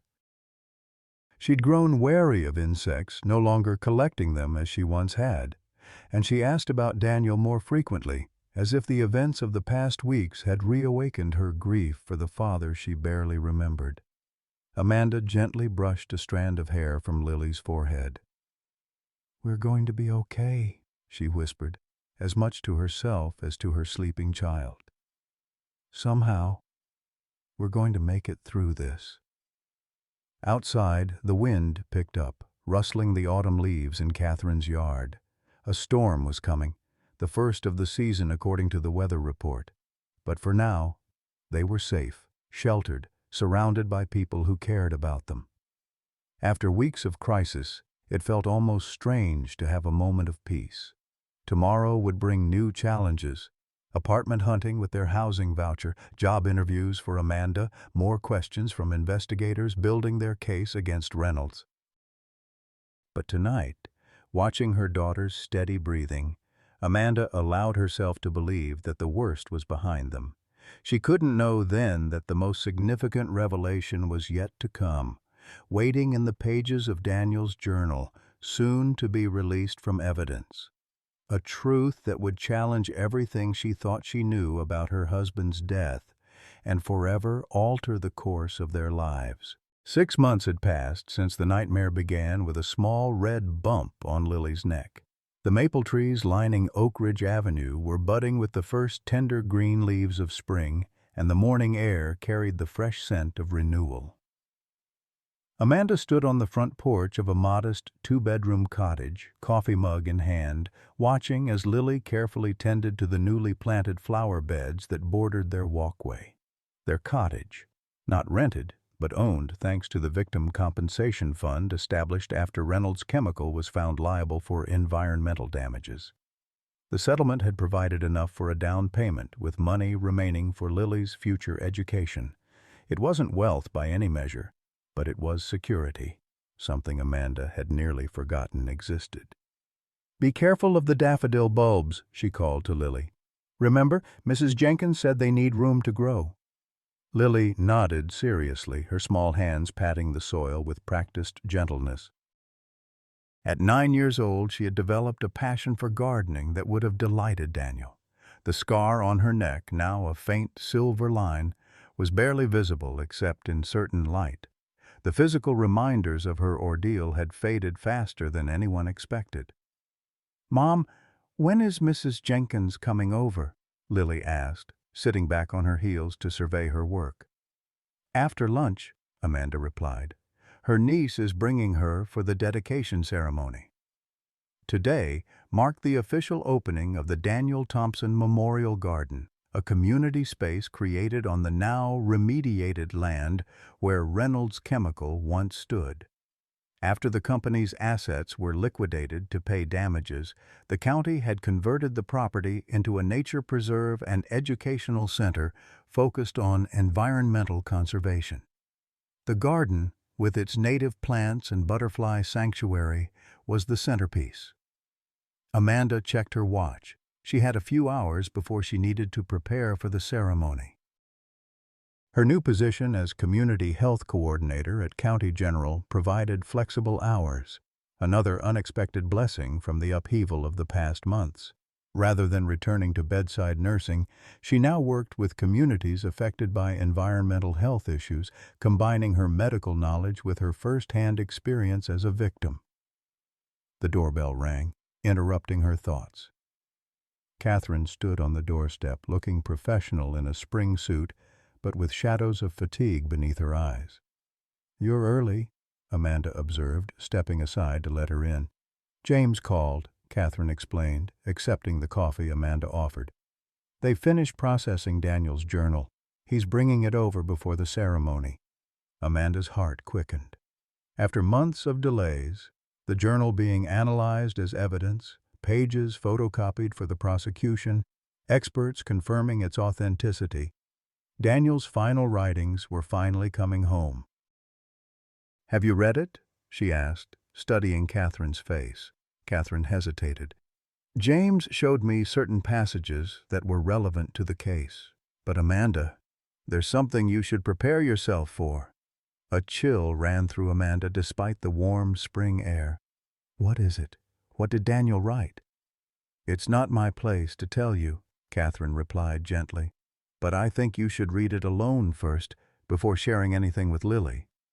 They moved to the kitchen, where Amanda had spread photographs across the table, images for the memorial display at the garden dedication, Daniel in his uniform, Daniel and Amanda on their wedding day, Daniel holding newborn Lily with wonder on his face.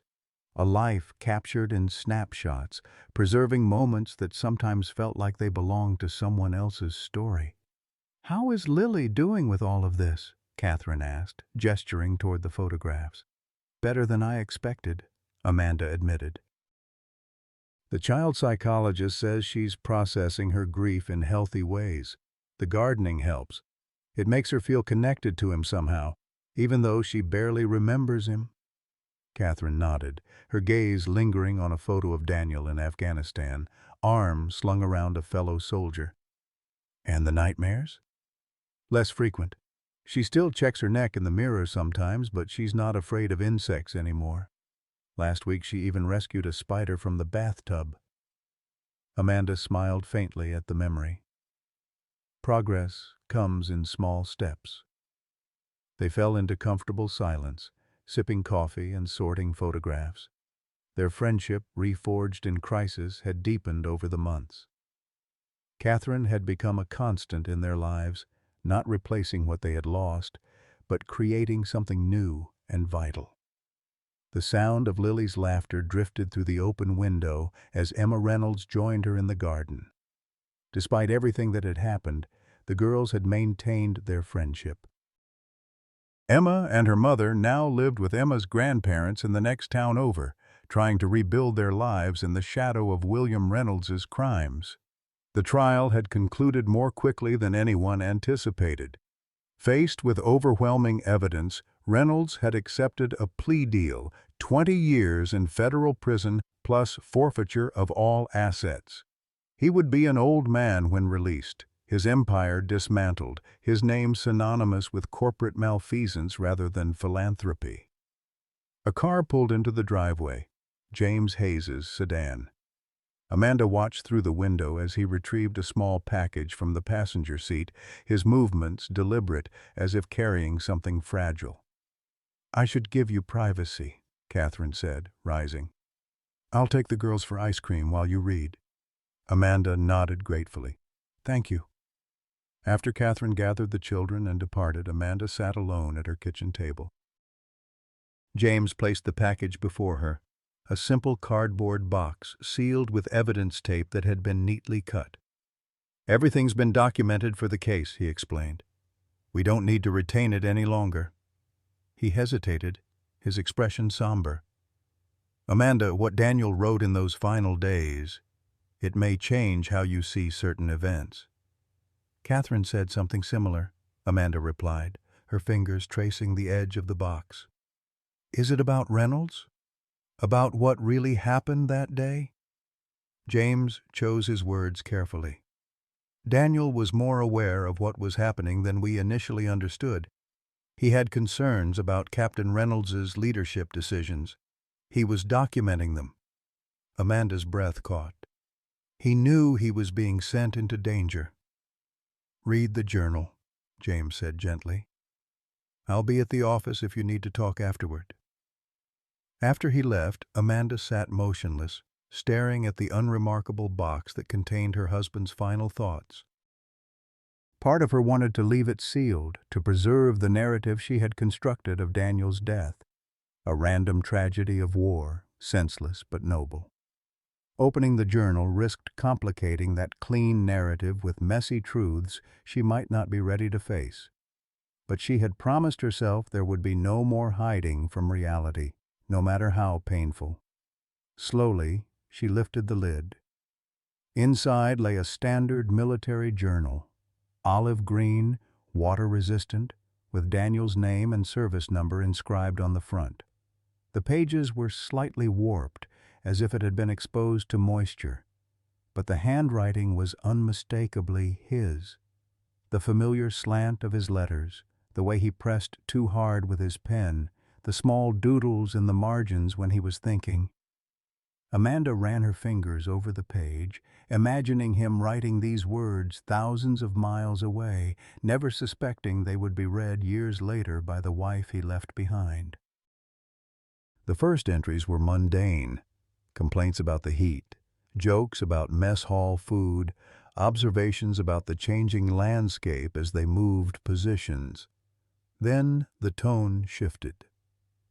2 weeks before the fatal mission, Daniel began documenting concerns about Captain Reynolds' decisions, unauthorized detours, meetings with local officials that weren't on the official itinerary, supplies being offloaded at unmarked locations. "Something isn't right," Daniel had written. "Reynolds is operating outside parameters. Michaels says to keep my head down, that Reynolds has powerful connections back home. But if he's compromising the mission, or worse, our safety, I can't stay silent." Amanda's hands trembled as she turned the pages. The next entry described a heated argument between Daniel and Reynolds after Daniel questioned an order to transport unmarked crates to a remote village. Reynolds was furious that I asked what was in the shipment, said I was bordering on insubordination. But I checked the manifest, nothing listed for that village. Either it's administrative oversight or something's being moved off the books. Neither option sits well. 3 days before the IED explosion, Daniel made the entry that explained everything. "I found documentation in Reynolds's tent while delivering messages. He's been selling army supplies to local warlords, weapons, ammunition, medical supplies. Massive operation, been going on for months. Makes sense now why he keeps changing our routes, why some missions seem unnecessary. He's running a private business using military resources. I've copied what I could and sealed it in a package to Amanda. If anything happens to me, she'll make sure it reaches the right people. Reynolds saw me leaving his tent. He knows I know. The look in his eyes. I've never seen such cold calculation in a man before. I need to be careful until the evidence is delivered." The final entry, dated the day before the explosion, chilled Amanda to her core. "Reynolds has assigned my unit to sweep a new route tomorrow. Areas known for IED activity, minimal strategic value. The other men don't see it, but this is no coincidence. He's sending us into danger to silence me. I've told Michaels where the evidence is hidden if I don't make it back. God watch over Amanda and Lily if the worst happens. I love them more than life itself." Amanda closed the journal, tears streaming down her face. Daniel hadn't been a random casualty of war. He had been deliberately sent to his death because he discovered Reynolds's corruption. And the evidence he had gathered, the package he mentioned sending to her, it had never arrived. Reynolds must have intercepted it. Then, in a twist of fate too cruel to be coincidence, He had returned to civilian life and purchased the very apartment building where Daniel's widow and child lived. Was it to keep an eye on them, to ensure the evidence never surfaced? Had he known who they were all along? The sound of a car in the driveway roused Amanda from her thoughts. She quickly wiped her eyes and put the journal away as Catherine returned with the children, their faces sticky with ice cream and bright with excitement about the upcoming ceremony. "Mom, we got you chocolate chip," Lily announced, presenting a slightly melted cup. "And Mrs. Jenkins called Emma's mom. She's already at the garden waiting for us." Amanda forced a smile, accepting the ice cream while trying to process the revelations from Daniel's journal. She caught Catherine's questioning glance and gave a small nod. Yes, she had read it. Yes, it was as significant as they had warned. "I'll start getting things ready for the ceremony," Catherine offered, understanding Amanda's need for normalcy amid internal turmoil.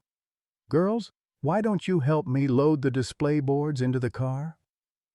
As they bustled about, preparing for the garden dedication, Amanda moved through the motions automatically, her mind still reeling from Daniel's final words.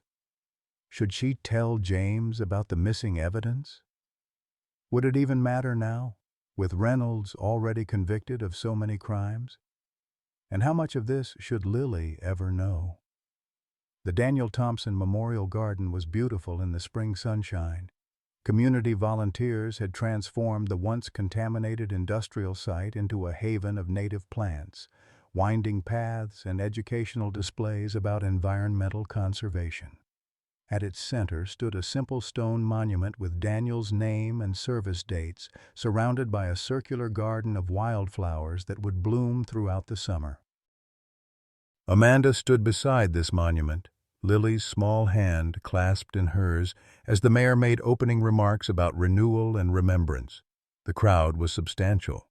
Former Pinewood residents, hospital staff who had treated Lily, environmental activists who had helped expose Reynolds's crimes, and many townspeople who simply wanted to witness this reclamation of space once synonymous with corruption.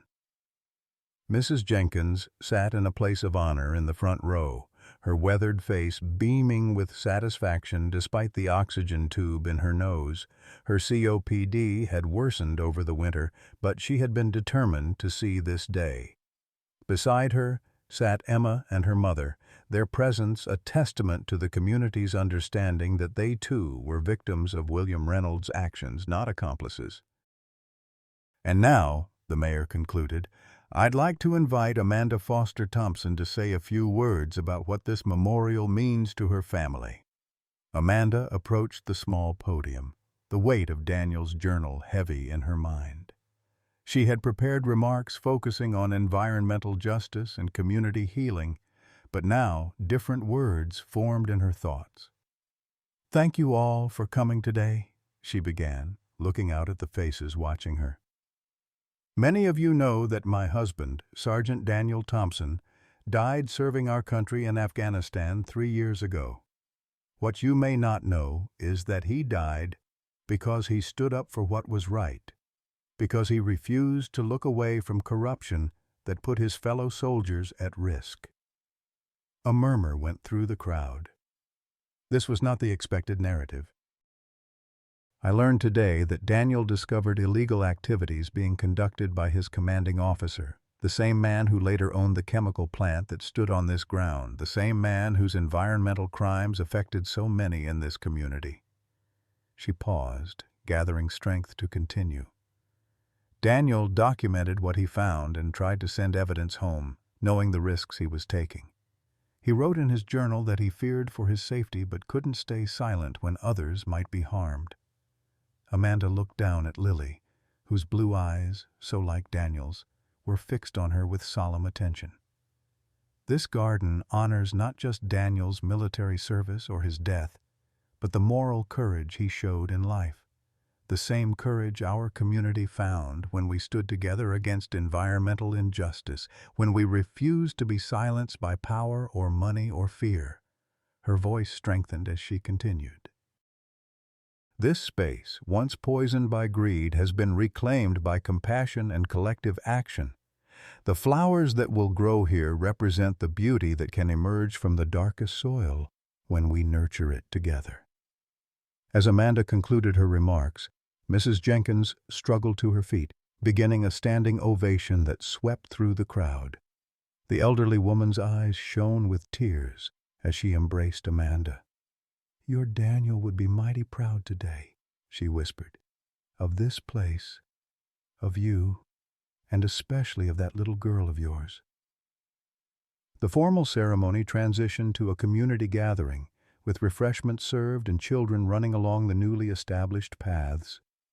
Lily led Emma and several other children in planting additional flowers around the perimeter, her face alight with purpose. James Hayes approached Amanda as she watched the children. "That was quite a revelation about Daniel's journal," he said quietly. "We'll need to look into the missing evidence he mentioned." "Would it make any difference now?" Amanda asked. "Reynolds is already in prison." "Perhaps not to his sentence," James admitted. "But there might have been others involved in his operation, and Daniel deserves to have the full truth of his actions recognized." Catherine joined them, handing Amanda a glass of lemonade. "How are you holding up?" "I'm not sure yet," Amanda replied honestly. "It changes everything and nothing at the same time. Daniel is still gone. Reynolds is still paying for his crimes. But knowing Daniel died because of his integrity rather than random chance—" She trailed off, searching for words. "It gives his death meaning," Catherine supplied gently. "Not that it didn't have meaning before, but this is different." Amanda nodded. "I just wonder how much to tell Lily. She's so young to understand corruption, conspiracy, murder." "You don't have to decide everything today," James counseled. "Some truths can wait until she's older." As the afternoon progressed, Amanda found moments of unexpected joy amidst her emotional turmoil. Watching Lily guide younger children in planting activities, her natural leadership emerging. Hearing Mrs. Jenkins regale a group of teenagers with stories of her environmental activism dating back to the 1960s. Seeing Emma's mother cautiously accepted by community members who recognized her own victimhood in Reynolds's web of deception. Near sunset, as the gathering was winding down, Amanda stood alone by Daniel's memorial. The evening light cast long shadows across the garden, and a gentle breeze carried the scent of fresh earth and new growth. "I found your evidence," she whispered to the stone bearing his name. "Not the package you sent, but your journal. It was enough. He's paying for what he did, to you, to Lily, to this whole town." She placed her hand on the sun-warmed stone. "I'm keeping my promise to raise our daughter with the same courage you showed. She's so much like you, stubborn, compassionate, always standing up for what's right." A small hand slipped into hers. Lily had approached silently, her face solemn in the fading light. "Are you talking to Daddy?" she asked. Amanda nodded, kneeling to meet her daughter's eyes. "I was telling him how proud he would be of you." Lily considered this, her expression thoughtful beyond her years. "Mom, was Daddy a hero? Like a real one?" "Yes," Amanda replied without hesitation.